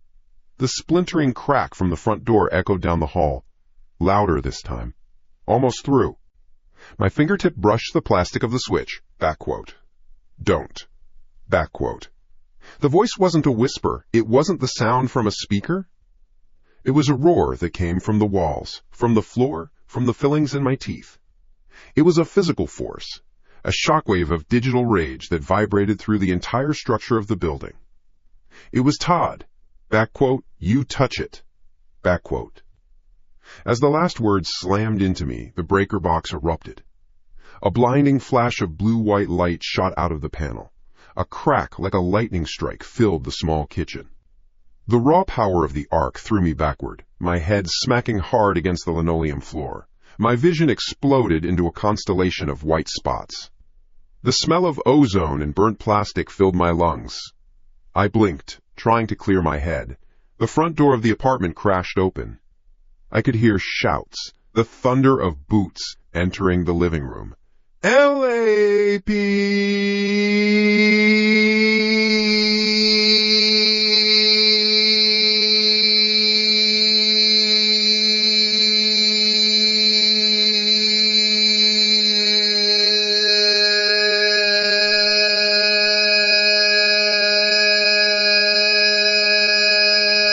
My eyes were fixed on what stood in front of the sparking, smoking breaker box. The weeping had stopped. The column of cold air was still there, but now it had a shape. It was translucent, a shimmer in the air like heat haze rising off summer asphalt. A human outline, indistinct and wavering. The ghost of Megan Carter. She was standing between me and the breaker box. Her form solidified for a moment. A glitch in reality. I could see the faint outline of a simple dress, long, dark hair. She wasn't looking at me. She was facing the panel, her back to me. A guardian. Megan, I gasped, trying to push myself up on my elbows. They're here. The cops. Help me. She didn't move. She just stood there, her ghostly form, the only thing separating me from the switch that could end this. She's blocking it, a voice said. Not Todd's roar. Not Megan's sobs. It was my own voice, spoken aloud in the sudden, ringing silence of the kitchen. The cops were shouting my name now. They must have found the diary, my laptop. My name. The narrative was complete. They had their crazy man. I stared at the shimmering form of Megan. Why? Why would she protect him? She was his victim. Her spirit should crave vengeance, release. This was her chance. Why was she stopping me? Her hand, a thing of blurred light and static, was raised slightly, as if to ward me off. To protect the breaker box. To protect him. The pieces didn't click, they shattered. A new, more terrible reality assembled itself from the shards. My breath caught in my throat. My blood turned to ice. It wasn't a warning. It wasn't a cry for help. The sounds I heard. The things I felt. Her terror hadn't ended with her death. It had just changed. He hadn't just killed her. He had broken her so completely that even her soul was his. A ghost tethered not to the place she died, but to the monster who killed her. This wasn't a haunting. It was a hostage situation, stretching beyond the veil of life and death. She wasn't his first victim. She was his eternal one. A horrific, twisted version of Stockholm Syndrome, played out on the astral plane. She still wasn't helping me. She was protecting her captor. Heavy boots were coming down the hall. Fast. The beam of a flashlight cut through the kitchen doorway, dancing across the cabinets before landing on me, pinning me to the floor. On the ground! Now! Slowly, the shimmering form of Megan Carter turned. Her movements were jerky, unnatural, like a corrupted video file. Her face came into view. It was a blank canvas of shimmering light, the features blurred and indistinct, all except for the mouth. It was a dark, hollow shape, a wound in the light. She looked right at me. The beam of the cop's flashlight passed straight through her, casting my own terrified shadow on the wall behind. Her hollow mouth moved, stretching into a shape that was not quite a smile and not quite a scream. A single word emerged, not a human whisper, but a sound like dry leaves skittering across pavement, a sound that bypassed my ears and scraped directly against my soul. Stay. The word hung in the air, a sliver of ice in my veins. Stay. It wasn't a suggestion. It was a command issued from a place beyond reason, spoken by a ghost who should have been my ally. My eyes were locked on her shimmering, translucent form blocking the smoking breaker box. The cops in the living room were screaming commands, their words a meaningless barrage of noise. They were the law. They had guns and body armor. They were completely, utterly useless. On your knees, hands behind your head, now! My brain was a panicked animal in a cage. The front door was blocked by men who wanted to arrest me for a crime I didn't commit. The only path to salvation, the circuit breaker, was guarded by the ghost of the woman whose murder they were investigating, a ghost who was protecting her killer. It didn't compute, none of it. My head snapped to the side. The living room window. 4th floor. A long way down. But the concrete below was a rational danger, a known quantity, broken bones, maybe death. It was a clean, physical end. Better than whatever this was. Better than being a specimen in a cage built of wiring and haunted by a broken soul. It was the only way out not guarded by a hostile force. The cop's flashlight beam danced off my face, blinding me. I said, "Get down!" No time. No time to explain the digital god in the walls or the ethereal hostage standing in my kitchen. Move! I pushed off the linoleum, a surge of pure survival instinct overriding the screams. I ignored the cops, ignored the ghost. I scrambled out of the kitchen, back toward the living room. The cops shouted, a mixture of anger and confusion. I was a target moving erratically, a threat. I needed something heavy. Something to shatter the glass. The heavy oak dining chair I'd bought at a flea market. It was lying on its side, a casualty of my earlier struggle. A grunt escaped my lips as I heaved it upright. It was solid. It would work. The cops were closing in, their boots thundering on the hardwood floor. "Drop the chair! Drop it now!" I swung my body around, putting my back to them, facing the large window that overlooked the street. The red and blue lights of their cruisers pulsed below, painting the buildings across the way in frantic strokes of color. My world narrowed to that single pane of glass. My muscles coiled. Then the TV screen flared to life. It wasn't the green text of before. It was an image. A video. Grainy, shot on a phone, but sharp enough to be unmistakable. It was Megan. She was sitting on a park bench, bathed in sunlight. She was laughing, her head thrown back, a genuine, unguarded laugh full of life. The camera zoomed in on her face, a clumsy, amateurish movement. A voice came from the TV's speakers. Not the digital roar, not the booming electric god. It was his real voice. Todd's voice. It was soft, warm, the kind of voice you use for a lover. "Look at that smile," he said, a gentle murmur over the sound of birds in the video. "See, Alex? See how happy she was? That's all I ever wanted. For us to be happy." My name. He used my name. The cops behind me hesitated. I could feel their confusion. The scene on the TV didn't fit the narrative of a violent madman. It looked normal. It looked peaceful. He was showing them a memory. He was weaponizing nostalgia. He was painting me as the one who had shattered this perfect little picture. "Don't listen to him," I snarled, but my voice was a raw, useless croak. The video on the screen shifted. Now it was Megan, asleep in bed. The camera panned slowly over her peaceful face, lingering for a moment too long. It felt wrong. A violation. "She always looked so beautiful when she slept," Todd's voice whispered from the speakers. "I just wanted to protect that, to keep it safe, forever." A cold dread washed over me. This wasn't a memory. This was a trophy. "Fuck you!" I screamed, the words tearing out of my throat. I refused to be a character in his sick play. I wouldn't be paralyzed by his psychological games. With a roar of pure, defiant rage, I swung the heavy oak chair. It flew through the air, an arc of wood and fury aimed directly at the center of the window. Freedom was a fraction of a second away. Thud, The sound was all wrong. It wasn't the sharp, explosive shatter of glass. It was a thick, dead thud. A sound like a fist hitting a side of beef. The chair stopped dead in midair, inches from the pane, as if it had hit an invisible wall. Then it rebounded with impossible force, flying back toward me. I had no time to react. The full weight of it slammed into my chest, knocking the air from my lungs and sending me crashing to the floor. I landed hard, my head cracking against the hardwood. My vision swam.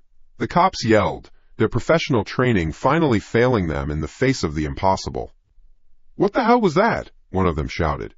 I pushed myself up on my elbows, gasping for air, my ribs screaming in protest. I stared at the window. It was perfectly intact. But something was happening to it. A circle of frost, impossibly cold, was spreading out from the point of impact.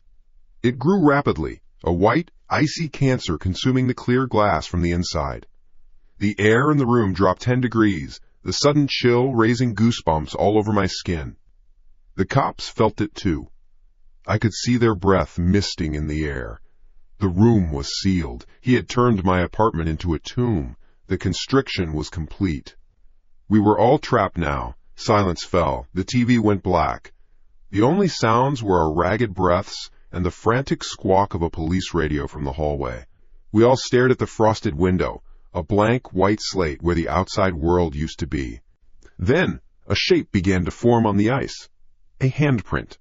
It bled through the white frost, dark and clear, pressing against the glass from the inside. The long, slender fingers of a woman. Megan. Her ghostly touch was made solid, visible. She was part of the wall now, part of the cage. A cop near the doorway took an involuntary step back, his hand going to his sidearm. Jesus Christ. Before he could finish, another handprint appeared beside the first. This one was larger, broader, a man's hand. It wasn't ghostly. It was solid black, an absolute void against the frost, as if all light and heat were being sucked into it. Todd. The machine. He was here too. Then the handprints moved. Slowly, with a purpose that was terrifyingly human, they slid across the frosted surface. Her hand, and his. They moved toward each other until they overlapped, his larger, darker print completely covering hers. It wasn't a loving gesture. It was an act of possession. A brand. A silent, chilling declaration that echoed louder than any scream. She is mine. This place is ours. And now, so are you. The spell of silence was broken by a new sound. A faint, electronic chime. My phone. I had dropped it near the overturned bookcase in my initial panic. Now its screen glowed in the dim, cold room. The light drew my eyes, drew the cop's eyes. It was a beacon in the oppressive quiet. The phone didn't ring. The screen just stayed on. Then an app opened by itself. The camera, the front-facing camera. For a second, the screen showed the textured white of the ceiling. Then it moved. As if lifted by an invisible hand, the phone tilted down, stabilizing, the lens pointing directly at me where I lay on the floor. My own face stared back at me from the small screen, pale, streaked with sweat, eyes wide with a terror that was beyond screaming. The image was shaky, but the focus was perfect.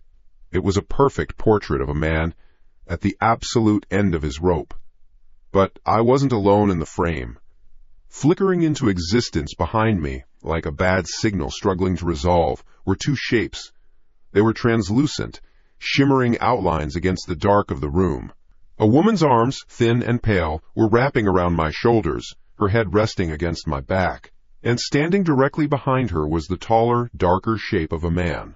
His form was less a ghost and more a tear in the fabric of reality. One of his hands rested on her shoulder, a gesture of absolute control. The cops were moving again, their training finally kicking back in, shouting at me to stay down, to not move.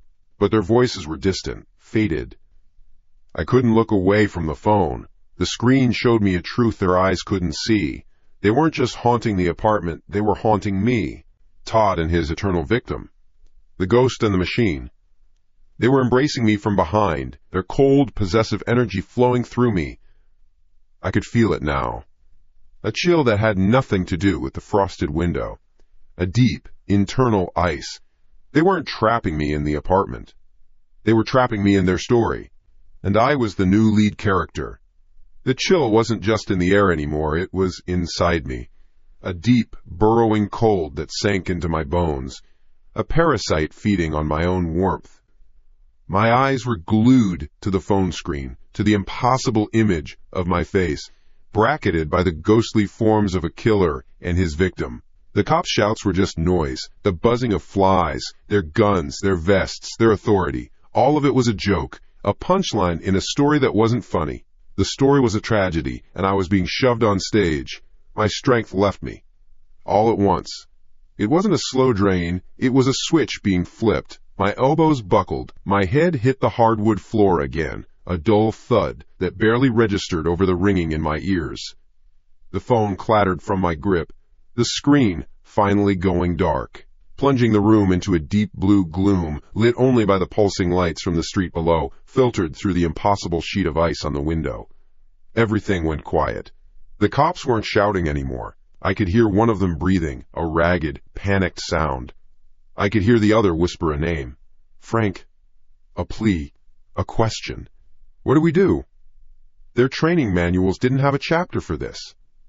The cold intensified. It wasn't just a drop in temperature. It was a pressure. A weight. The air grew thick, heavy. I felt it pressing down on my chest, forcing the breath from my lungs in short, shallow puffs. My gaze drifted from the frosted-over window to the center of the living room. My living room. My things. The cheap IKEA bookcase. The flea market dining chair that had been thrown back at me. The scuffed coffee table. My life. Then I heard a sound. A low, agonizing scrape. My eyes snapped to the source. The heavy oak dining chair. It moved. Not a shudder or a twitch. It slid across the hardwood, a single, deliberate drag of a few inches. It left 2 clean gouges in the wood finish. No one was touching it. Jesus Christ! The cop named Frank breathed from near the doorway. His voice was raw. The other cop, his younger partner, made a small, choked sound. What is... Scrape. This time, it was the sofa. My big, comfortable, 3-seater sofa. It grunted against the floor, a sound of immense weight being moved. It slid sideways, shoving itself hard against the far wall with a final, booming thump. The movement was heavy, purposeful, angry. It wasn't a ghost playing games. This was stagehands rearranging a set. My mind, what was left of it, tried to make sense of it, to file it away under hallucination or head injury. But the cops saw it too. They were my unwilling anchors to reality, and reality was coming apart at the seams. The coffee table was next. It didn't slide. It flipped. One moment it was there, holding a stack of old magazines and a ceramic mug. The next, it levitated an inch, twisted in midair, and slammed upside down onto the floor. The mug shattered. The magazines scattered like dead birds. The noise was a sharp, violent crack that made both cops flinch. I couldn't move. I could only lie there on the floor, a spectator in my own home, watching it being unmade, watching it being remade into something else. The room was being cleared. A space was being created in the center. An arena. A crime scene. The cops were backing away slowly toward the apartment door. The younger one fumbled with the knob, his hand shaking. It won't turn, Frank. It's jammed or locked or something.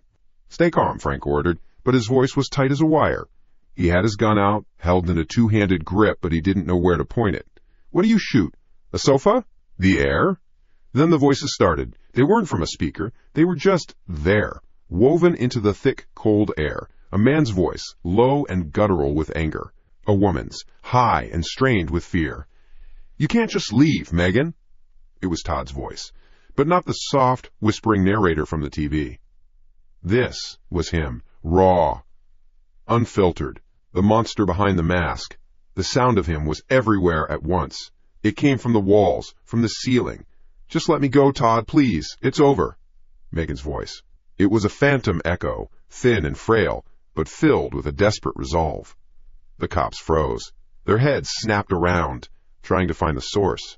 The younger one looked at me, his eyes wide with accusation. "Is that a recording? Is this some kind of trick?" I couldn't answer. I could only shake my head, a tiny, useless gesture. I was trapped. We were all trapped. Not just in the apartment, we were trapped in a memory, an echo burned into the very fabric of this place. "Over?" Todd's voice boomed, a sound of mocking disbelief. It felt like it vibrated in my teeth. "I decide when it's over. You don't get to decide. Not anymore." A new sound, the rustle of clothes, a quick, shuffling step. "Get away from me!" Megan's voice was a scream now, sharp with terror. The cops were in a tactical nightmare. There were threats they couldn't see, spoken by people who weren't there. Frank herded his partner behind him, his gun still sweeping the empty space in the middle of the room, the space that had been so deliberately cleared. "You think you can just walk away?" Todd's voice was closer now. It sounded like it was right in the center of the room, right where the coffee table used to be. "After everything? After what I gave up for you? For us? You gave up nothing. You did nothing but take." I squeezed my eyes shut. I didn't want to hear this. It was an intrusion, a violation. Listening to the last moments of a person's life. But I couldn't block it out. The sound was inside my head. It was as real as the hardwood under my cheek. Then I saw him. I opened my eyes and he was there. In the center of the room. Not a flicker on a phone screen. He was a shape. A tear in the air. A distortion of the blue light from the window. The form of a man, darker than the shadows around him. An outline of pure, concentrated rage. His head was turned away from me, away from the cops. He was looking at something none of us could see. Almost none of us. Flickering into view in front of him was another shape, Megan. She was translucent, shimmering, a heat haze of terror. She was cowering, her phantom hands held up in front of her face. The younger cop made a gagging sound.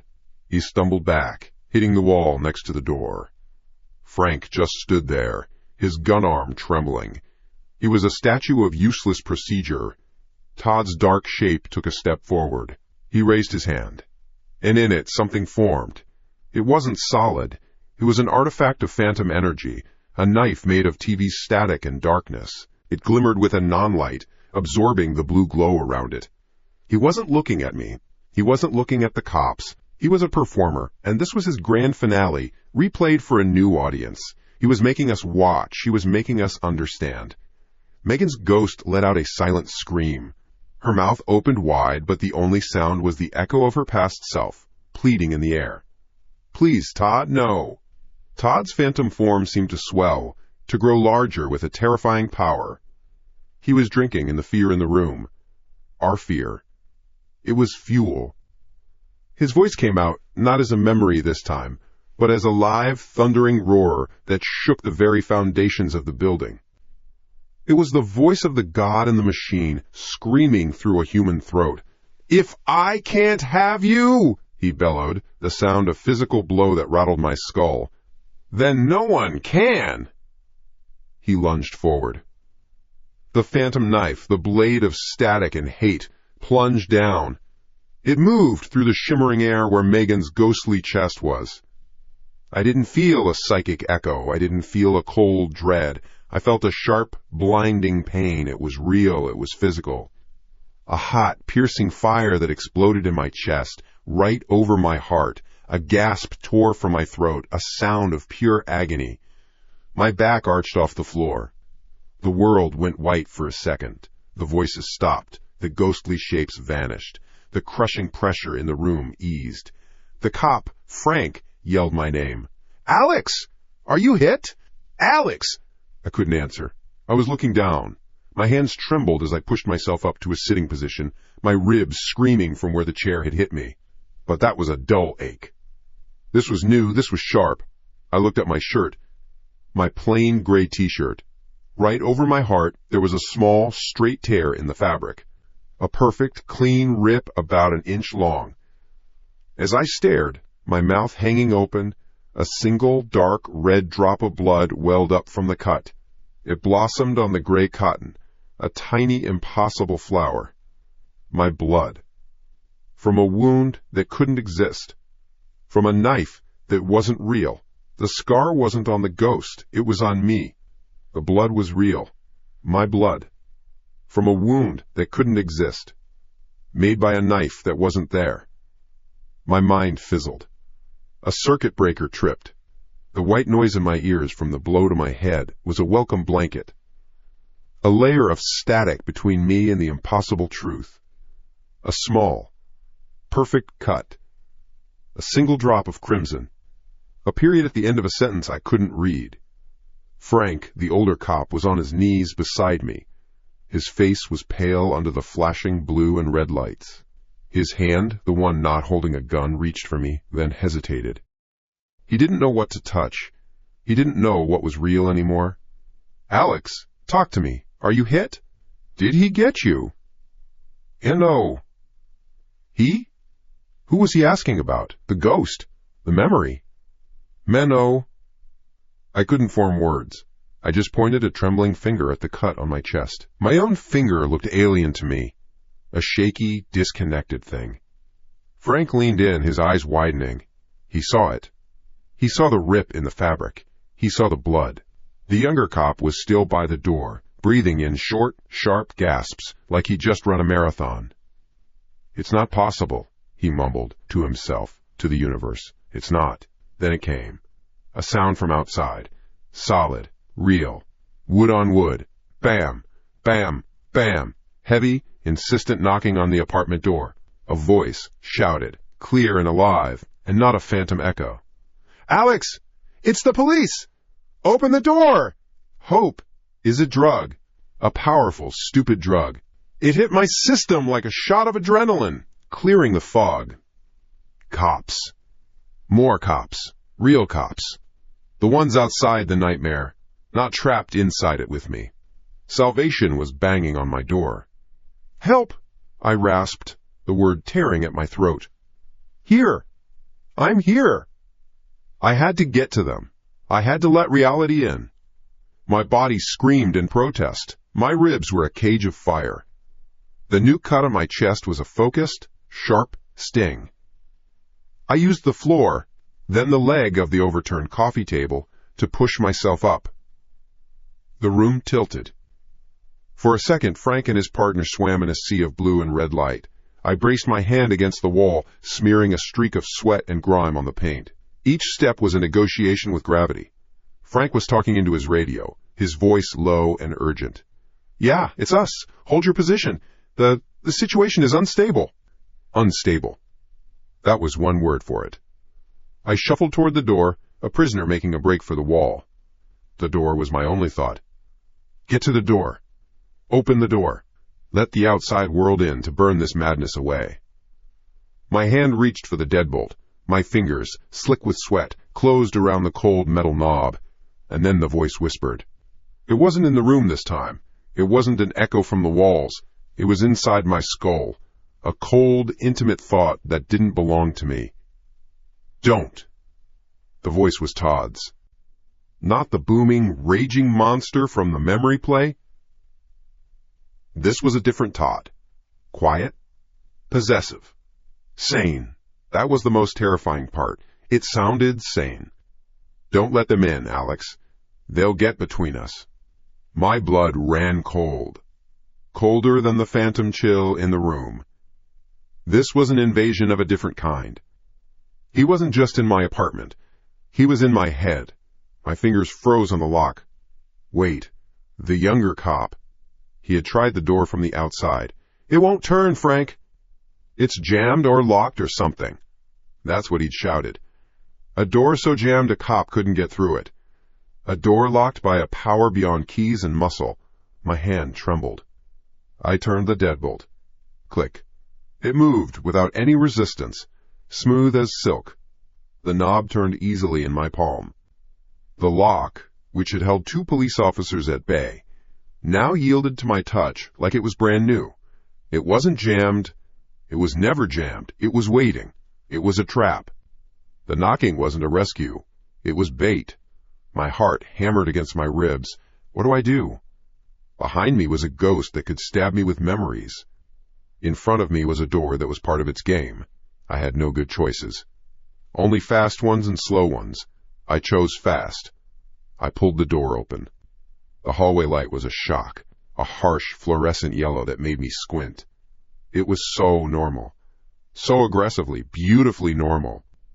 2 more officers stood there, hands on their holstered weapons, their expressions a mix of readiness and confusion.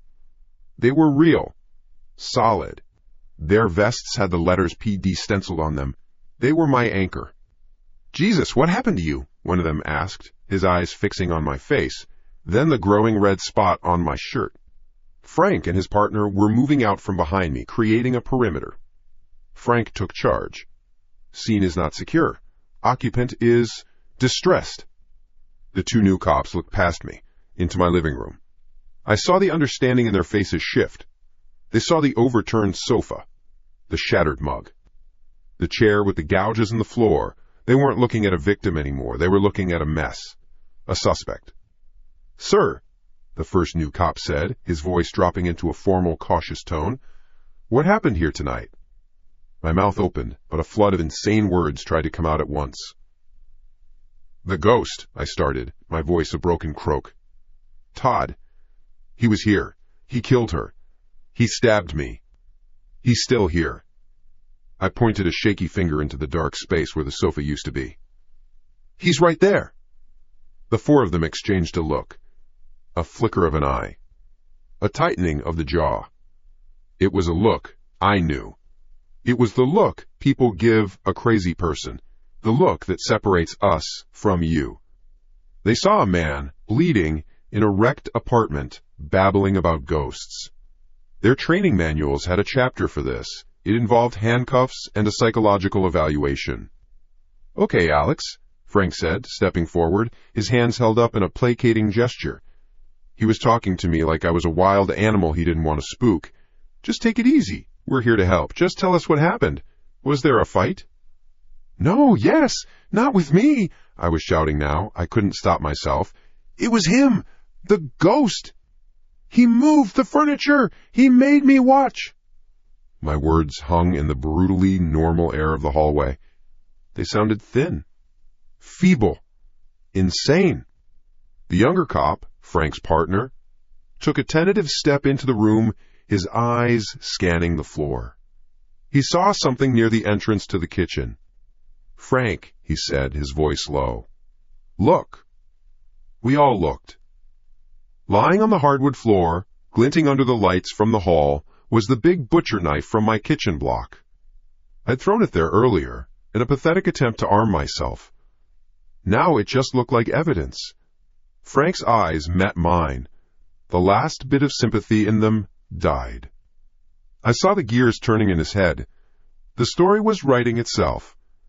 A man, alone, a trash department, a weapon on the floor, a claim of ghosts. It was a clean, simple, tragic narrative. And I was the villain. "It wasn't me," I whispered. "My last defense. A child's plea." Suddenly, it moved. The knife. It didn't slide. It didn't levitate. It shot up from the floor, a silver blur of motion, a missile of polished steel. It didn't fly at me. It flew straight towards Frank's younger partner. The kid's eyes went wide with shock, too frozen to even cry out. There was no time to think. There was only a roar in my ears and the animal instinct to act. "Can! Van!" I screamed, the Vietnamese word tearing from some forgotten primal part of my brain. "Look out!"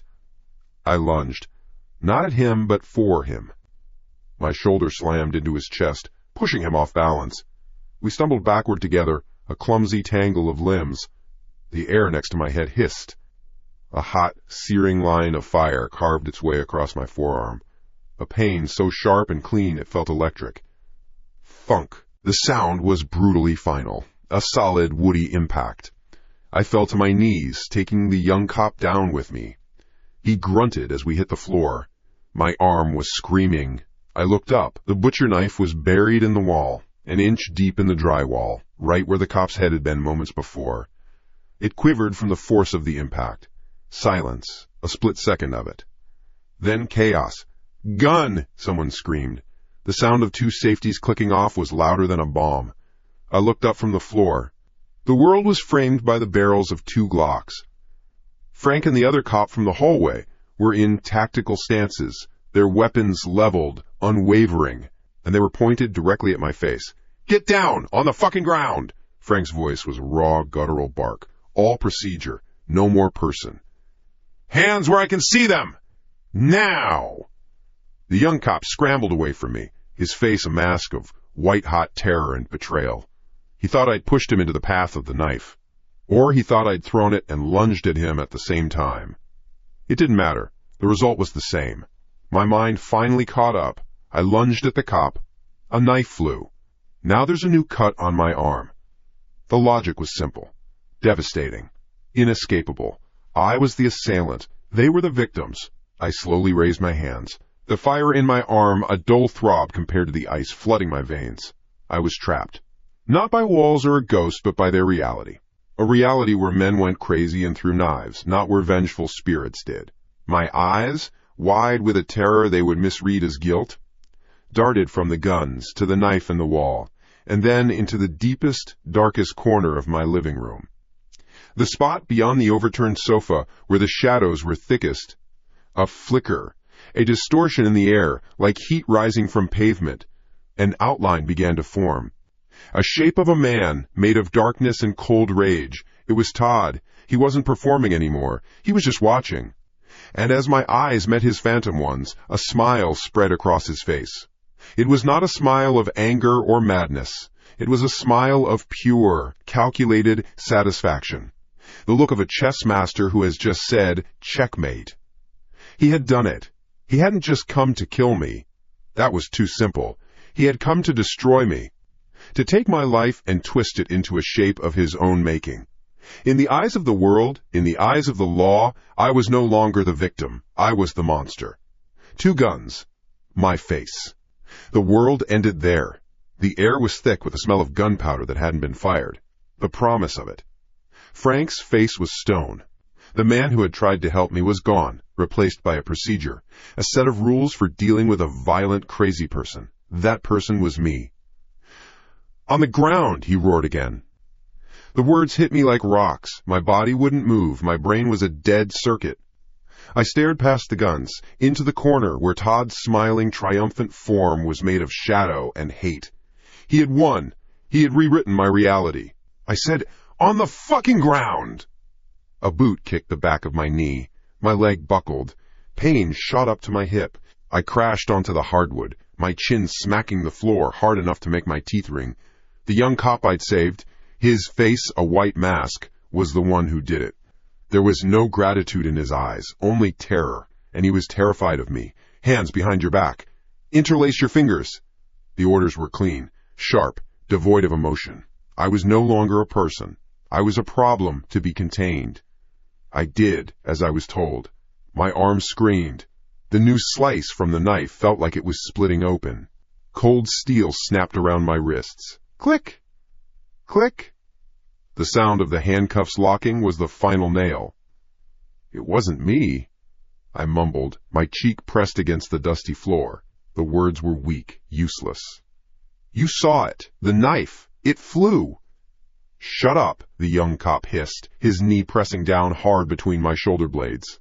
Frank moved slowly into the room, his gun still up, sweeping the corners. His partner from the hallway did the same, moving in the other direction. They were clearing the room. A room they thought contained only one threat. Me. "It's him," I said, trying to lift my head. "The ghost. In the corner. Can't you see him?" Frank didn't even glance at the corner. His eyes were on the knife, still quivering in the drywall. He spoke into his radio. "Suspect in custody. 1 male. Appears to be under the influence or suffering a psychotic break. He is subdued. We have a weapon." A weapon. My knife. My fingerprints. My confession, written in steel. The other cop from the hallway knelt, talking to the young one I'd pushed. "You okay, kid? What the hell happened?" He lunged at me. the kid gasped, his voice shaky. Then the knife? I don't know. I think he threw it. God, I think he was trying to kill me. He was saving you, I croaked. He was saving you from him. I said, shut your mouth. The knee pressed harder, I grunted. Then the lights flickered. Once. Twice. They didn't go out. They just buzzed. The yellow light of the hallway and the red-blue pulses from the street dancing in a sick rhythm. Power surge? The hallway cop asked. Check the breaker later, Frank ordered, never taking his eyes off me. Then the TV screen lit up. It hadn't been on. I knew it hadn't. Now it glowed with a dead blue light. Not a TV station. A file. Playing. My face filled the screen. A distorted, wide-eyed version of me. The footage was choppy, cut from different angles. Some of it was from my own laptop camera. Me, at my desk, rubbing my temples. Me, pacing the apartment. Then it cut to now. To tonight. There I was, holding the butcher knife. The footage was grainy. Shot from a low angle, maybe from the floor. It was edited to look menacing. My hand trembled, but on screen it looked like I was gripping it with murderous intent. Then, another clip. Me, shouting, "He killed her!" I had screamed that, talking about Todd, but they had cut the first word. The audio was just a distorted, raging shout, "Killed her!" The cops all turned to the screen. "What is this?" Frank's partner asked. More clips. Faster now. A montage of madness. Me kicking the overturned coffee table, the audio amplified into a deafening crash. Me screaming at the empty chair. Me clutching my head. It was all real footage of my terror, but sliced and diced and reassembled into a portrait of a lunatic. A violent, unhinged man losing his mind and destroying his apartment. That's not what happened, I stammered. He's editing it. He's showing you what he wants you to see. Who's he? Frank said, his voice dangerously calm. Who's showing us this, Alex? Todd, I choked out. The ghost. The one who's doing all of this. The smile on Todd's phantom face widened in the corner. He was invisible to them. A stage director no one could see. A puppeteer pulling strings of light and sound. Then, the final piece. The screen showed a close-up of my mouth, taken from my phone camera from earlier when I'd been on a call. It wasn't moving. It was just a still image. But a voice came from the TV's speakers. A voice that was perfectly, flawlessly mine. It was my timbre, my pitch, my exact way of speaking. But the words were pure poison. You shouldn't have come here, my own voice said, calm and cold, from the television. Now I have to get rid of you. The cops flinched. The young one let out a small, sharp gasp. I'm going to kill every last one of you. The threat hung in the air, spoken in my voice. It sealed my fate. It was a signed confession, and a death threat rolled into one. The trap wasn't just to frame me for a past crime. It was to get me killed. Here, now. Frank took a half step back. His gun, which had lowered slightly, came back up, level with my head.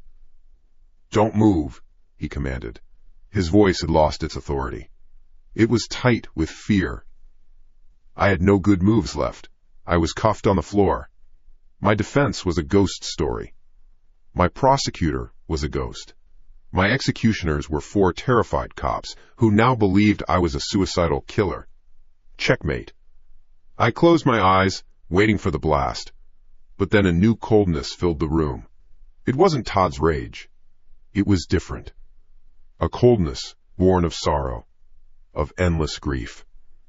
A sound cut through the tension. Not a shout. Not a whisper. The sound of a woman weeping softly. My eyes snapped open. The cops heard it too.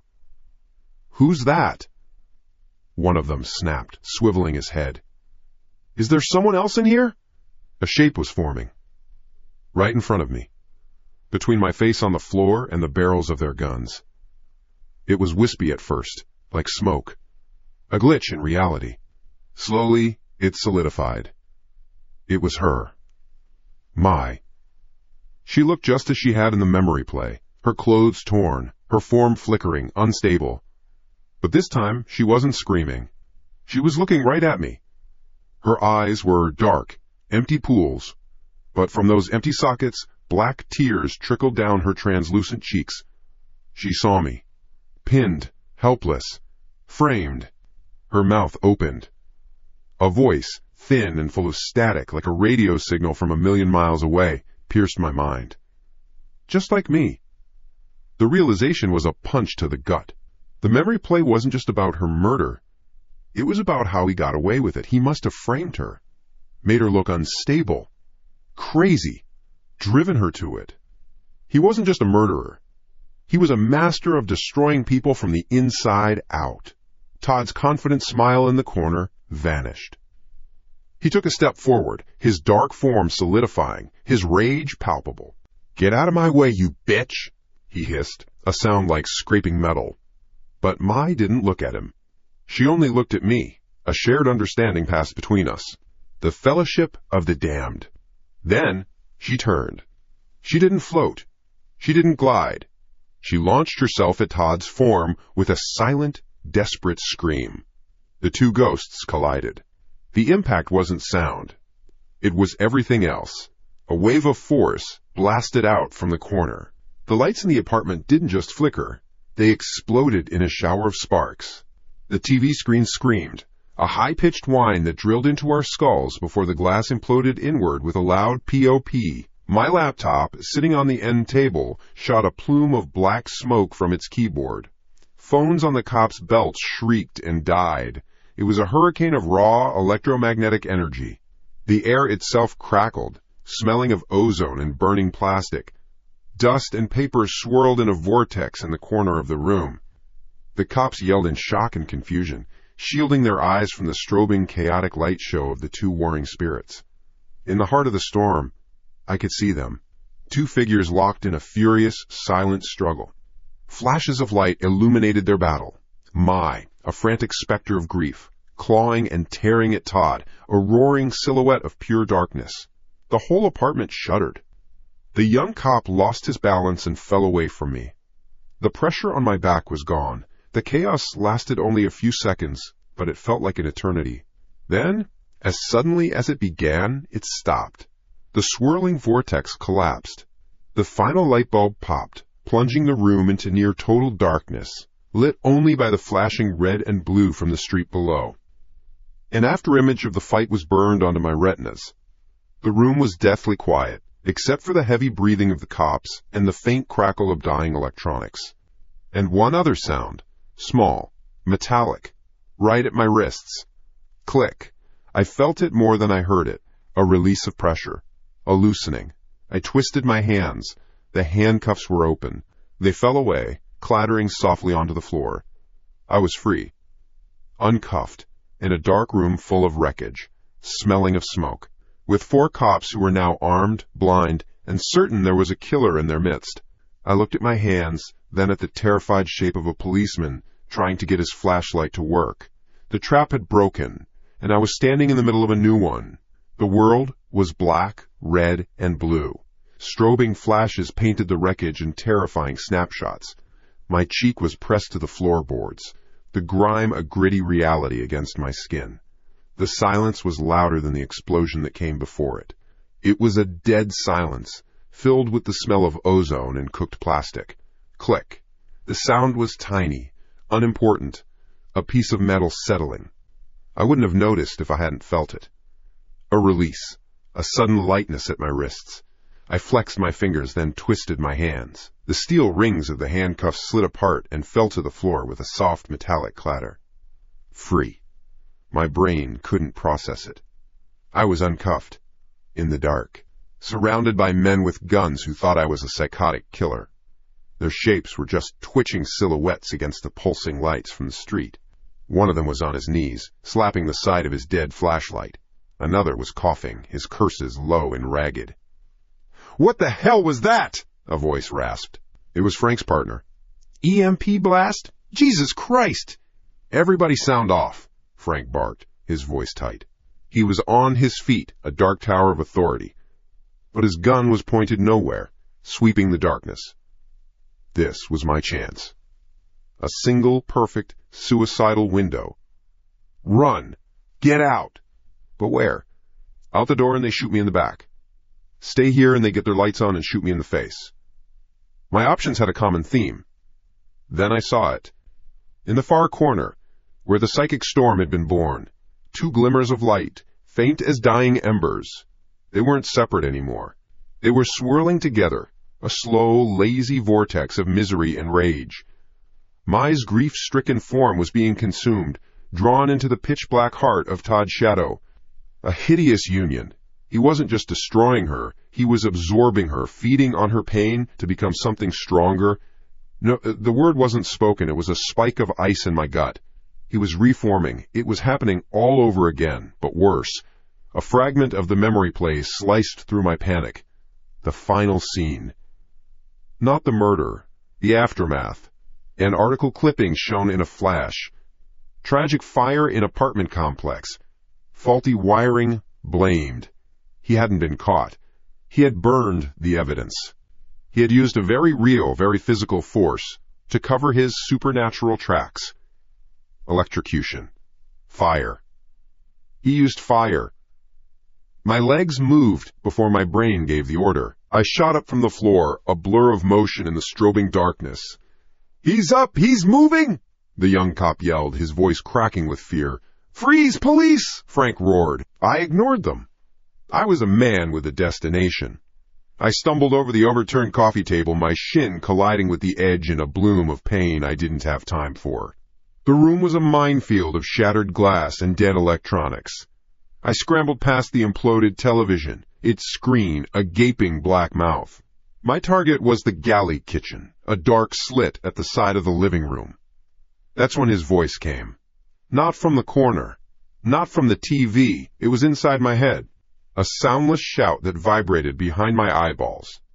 "You are mine!" The force of it buckled my knees. I caught myself on the doorframe, my vision swimming. It was a command, a statement of ownership. He was trying to get a hook in, to find a new anchor, now that his tech was fried. "Stay back!" I screamed at the cops, my own voice sounding alien and thin. "He's still here!" To them, it must have sounded like the ravings of a madman going for a new weapon. I saw one of them raise his pistol, trying to get a bead on me in the chaotic light. I ducked into the kitchen. It was pitch black. I fumbled along the counter, my hands slapping against cold tile, a toaster, a knife block. I swept the knives to the floor. Not what I needed. Where was it? I dropped to my knees, hands patting the floor of the cabinet under the sink. My fingers closed around a familiar shape. A small, blue can. A butane canister for a portable stove. The hiss of the drain pipe next to my ear was the only sound. "I killed her. I'll kill you. I'll wear your skin and walk out that door." The voice was stronger now, coiling around my thoughts like a snake. I squeezed the canister, the cold metal biting into my palm. It was my only weapon against a thing that couldn't be shot, a thing that was trying to crawl inside my skull. I scrambled back out into the living room. The cops had backed up toward the front door, forming a firing line. They were shadows with guns, waiting for me to make a move. The swirling light in the corner was brighter now, a sickly, purple-black energy. I could almost make out a face inside it, a twisted, screaming mask that was both him and her. "Get out!" I roared at the cops, my voice tearing in my throat. "It's gonna blow! Get out now!" One of them hesitated. What the hell is he talking about? "Move!" Frank yelled, grabbing his partner's arm and shoving him toward the hallway. He understood, or at least, he understood the tone of a man who was about to do something final. He was a cop, but he wasn't stupid. He recognized a man who had nothing left to lose. I twisted the knob on the canister. A sharp hiss cut the air. The smell of gas was instant, acrid. I didn't hesitate. I drew my arm back and hurled the canister with all my might. It flew end over end, a small, dark projectile, and landed with a loud clank right in the center of the room, near the vortex of dark energy. It spun on the floor, spewing its invisible poison into the air. "No!" The voice in my head was a shriek of pure fury. This is my place! I fumbled in my pocket. My fingers found it. A cheap plastic lighter.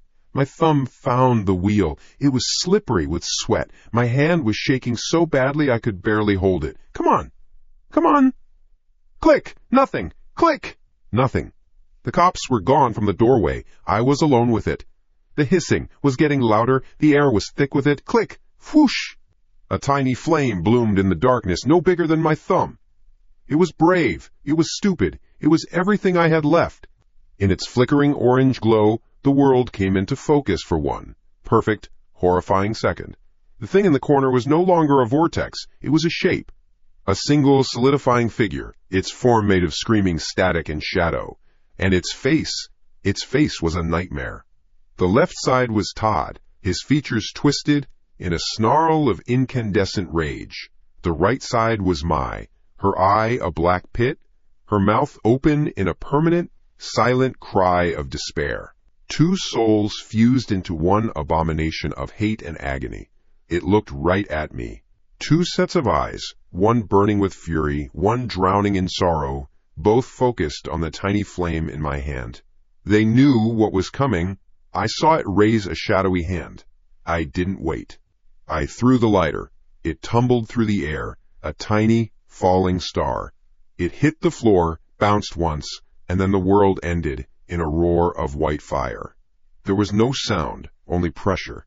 A physical fist of hot air slammed into my chest, lifting me off my feet. I flew backward through the apartment's doorway, a rag doll in a hurricane. I hit the hallway wall with a full-body impact that drove the air from my lungs and sent a shock wave of pain through my spine. My vision was a smear of orange and yellow. The heat was unreal, peeling the paint from the hallway walls, blistering my skin. The fire alarm shrieked from down the hall, a shrill, piercing cry that was almost lost in the dragon's roar of the inferno that had been my apartment. I pushed myself up onto my elbows, my body screaming, my ears rang. I looked back. The doorway was a portal to hell. A solid wall of flame churned and writhed, consuming everything, the furniture, the walls, the ghosts, everything. It was over. I had won. I coughed, my lungs full of smoke, and tried to crawl away from the heat. I got to my hands and knees, head hanging low, vision blurry. Then a whisper cut through the ringing in my ears. It wasn't from the fire. It wasn't from the hallway. It was quiet. It was close. It was right behind my eyes. A soft, feminine voice, laced with an ancient, chilling possession. Found you. A month. 30 days of trying to scrub the smell of smoke from my skin and the sound of my own screaming from my ears. I had a new name, a new social security number, and a new apartment that smelled of cheap paint and desperation. Mine. The place was a sterile box on the 7th floor of a concrete block.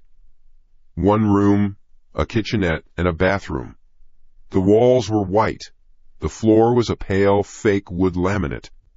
I owned a mattress, 3 boxes of clothes, and a folding chair. Nothing else. No TV, no laptop, no smart speaker. My only connection to the outside world was a brick phone from a drugstore, the kind you buy for $100 and throw away when you're done. I wasn't done. I was just starting. I told myself that every morning. This is a new start, Kyle. A lie. This wasn't a start. It was a bunker. A sensory deprivation tank I was paying $900 a month for. A place so lifeless, so devoid of digital ghosts, that nothing could possibly follow me here. The last box was filled with kitchen junk. A mismatched fork, a single chipped plate, a pan with a wobbly handle. I put them away in the empty cabinets, the clatter of each item unnaturally loud in the quiet room. I was running from a ghost that lived in the wires, a monster that fed on technology. So I had cut the wires, all of them, simple. I finished unpacking and stood in the middle of the room. The sun was setting, casting long, sad shadows across the floor. The silence was absolute, not a peaceful quiet. It was the dead air of a sealed tomb. My ears strained, searching for a sound, any sound. The hum of a non-existent fridge. A car horn from the street 7 floors below. Nothing. My throat was dry. I walked to the kitchenette to get some water. The main room flowed into a short, narrow hall that led to the bathroom and the front door. There was a cheap, full-length mirror, screwed to the wall there, left by the last tenant. I didn't look at it. I hated mirrors now. I drank a glass of water straight from the tap, the metallic taste coating my tongue. I walked back, my bare feet silent on the laminate. As I passed the hallway, a flicker of movement in the mirror caught my eye. I stopped. I turned my head slowly, my heart giving a single, hard thump against my ribs. In the dim gray light, my reflection stared back. Gaunt, haunted, dark circles under the eyes. That was me. But my reflection was smiling. It wasn't a big smile. It was a small, knowing upturn at the corners of the mouth. A private joke. And my own face, the real one, was a mask of stone. I hadn't moved a muscle. I blinked. The reflection blinked back. The smile was gone. His face was my face again. Just a tired, scared man staring out from a silvered piece of glass. Must be the light. Stress. My brain was a fried egg. What did I expect? I turned away from the mirror, a cold spot forming between my shoulder blades. I walked back to my mattress and sat down, my hands shaking. Just a trick of the light. It had to be.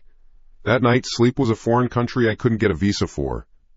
I lay on the mattress, staring at the ceiling, tracing the water stains from some long-ago leak. The bunker was cold. I pulled the thin blanket up to my chin, but the chill wasn't in the air. It was inside me, a deep-seated cold that no blanket could touch. That's when I heard it. It wasn't a sound that came through the door or the window. It had no direction. It was just there, inside my head, the same way his voice had been, but this was different. Softer. A whisper. A woman's voice. Found you. My blood turned to ice water. I shot up, my back hitting the cold, painted wall. My eyes darted around the dark room. The window was a black square showing nothing. The door was a solid rectangle, chain-locked. Nobody was here. I was alone. But I wasn't. The fire. The explosion. It had destroyed the apartment, the servers, the smart speakers, all of it. I had burned his playground to the ground. I had watched the flames eat him, eat her, eat everything. I thought I had cut him out like a cancer. What a fool I was. He didn't need the wires anymore. The fire had taken his anchor, so he'd found a new one, the only one left, the one thing that had been in the room with him at the end. The one thing that had been connected to both the light and the dark. Me. It hadn't attached itself to the apartment. It had latched onto me. A new whisper coiled in the silence. Closer this time. It felt like it was coming from the pillow next to my head. So cold. I scrambled off the mattress, crab-walking backward until I hit the opposite wall. I couldn't breathe. My lungs were locked. My chest was a knot of pure terror. It wasn't just him. It was her, too. Her voice, twisted and broken, a ghost in my skull. Get out, I choked, the words barely audible. Get out of my head. A soft, mournful sigh answered me. It sounded like the wind, but the window was closed. It was a psychic sigh, filling the empty spaces in the room. This was the constriction. The walls weren't closing in. The world was. There was no outside to run to. The monster was inside the building. I needed a light. I needed a distraction. I crawled across the floor, my hands slapping the laminate, searching for my phone. My fingers brushed against the hard plastic case. I snatched it up, its familiar weight a small comfort. I held it in my trembling hands, my thumb hovering over the button for the screen. What was I going to do? Call 911? Hello, police! The ghost I thought I killed in a fire is now living in my brain. They'd send the guys with the butterfly nets. There was no one to call. Frank, the cop, probably thought I died in the fire. He was better off that way. I stared at the phone. The screen was off. A perfect black rectangle. A dark mirror. My own face stared back at me. A pale, distorted mask in the faint light from the window. My eyes were wide with a terror, so profound it felt like it belonged to someone else. I kept staring, my breath held tight in my chest. The face was mine. The fear was mine. I was alone. Then something shifted in the reflection. Behind my own reflected image, two other shapes began to form, bleeding out of the blackness. They were faint at first, like smoke. A tall, broad-shouldered man. A smaller, slighter woman. They weren't just standing behind me, they were holding me. Todd's shadowy arm was draped over my right shoulder, his form made of TV static and rage. His face was a blur of fury. Mai was pressed against my left side, her head resting on my shoulder, her arm wrapping around my waist in a lover's embrace. Her face was a portrait of infinite sorrow, her eyes black holes of grief. They weren't fighting each other anymore. They weren't a vortex of hate. They were together, united. And I was in the middle. The vessel, the new home they had found. Their arms were around me, but it felt like a cage. Their spectral bodies were clinging to me, a promise of a haunting that would never, ever end. My reflection wasn't just me anymore. It was the three of us. A hideous family portrait. A scream tore out of my throat, raw and animal. It was a sound of absolute violation. I pulled my arm back and hurled the phone with all the strength I had. It hit the far wall with a loud, violent crack. The plastic case shattered. The screen spiderwebbed. The battery popped out and skittered across the floor. The image was broken, destroyed, and the whispers stopped. Silence. I was on my hands and knees, panting. My forehead was pressed to the cool floor. I was gasping for air, each breath a painful, ragged sob. The silence was real this time. Complete. The presence, the cold, the feeling of being held. It was gone. Did it work? Had I broken the connection by shattering the mirror? Slowly, shakily, I pushed myself up. I looked at the wreckage of the phone against the wall. Just broken plastic and metal. Harmless. I needed to see my face. I needed to see for sure. I stumbled down the short hallway to the bathroom, my legs like jelly.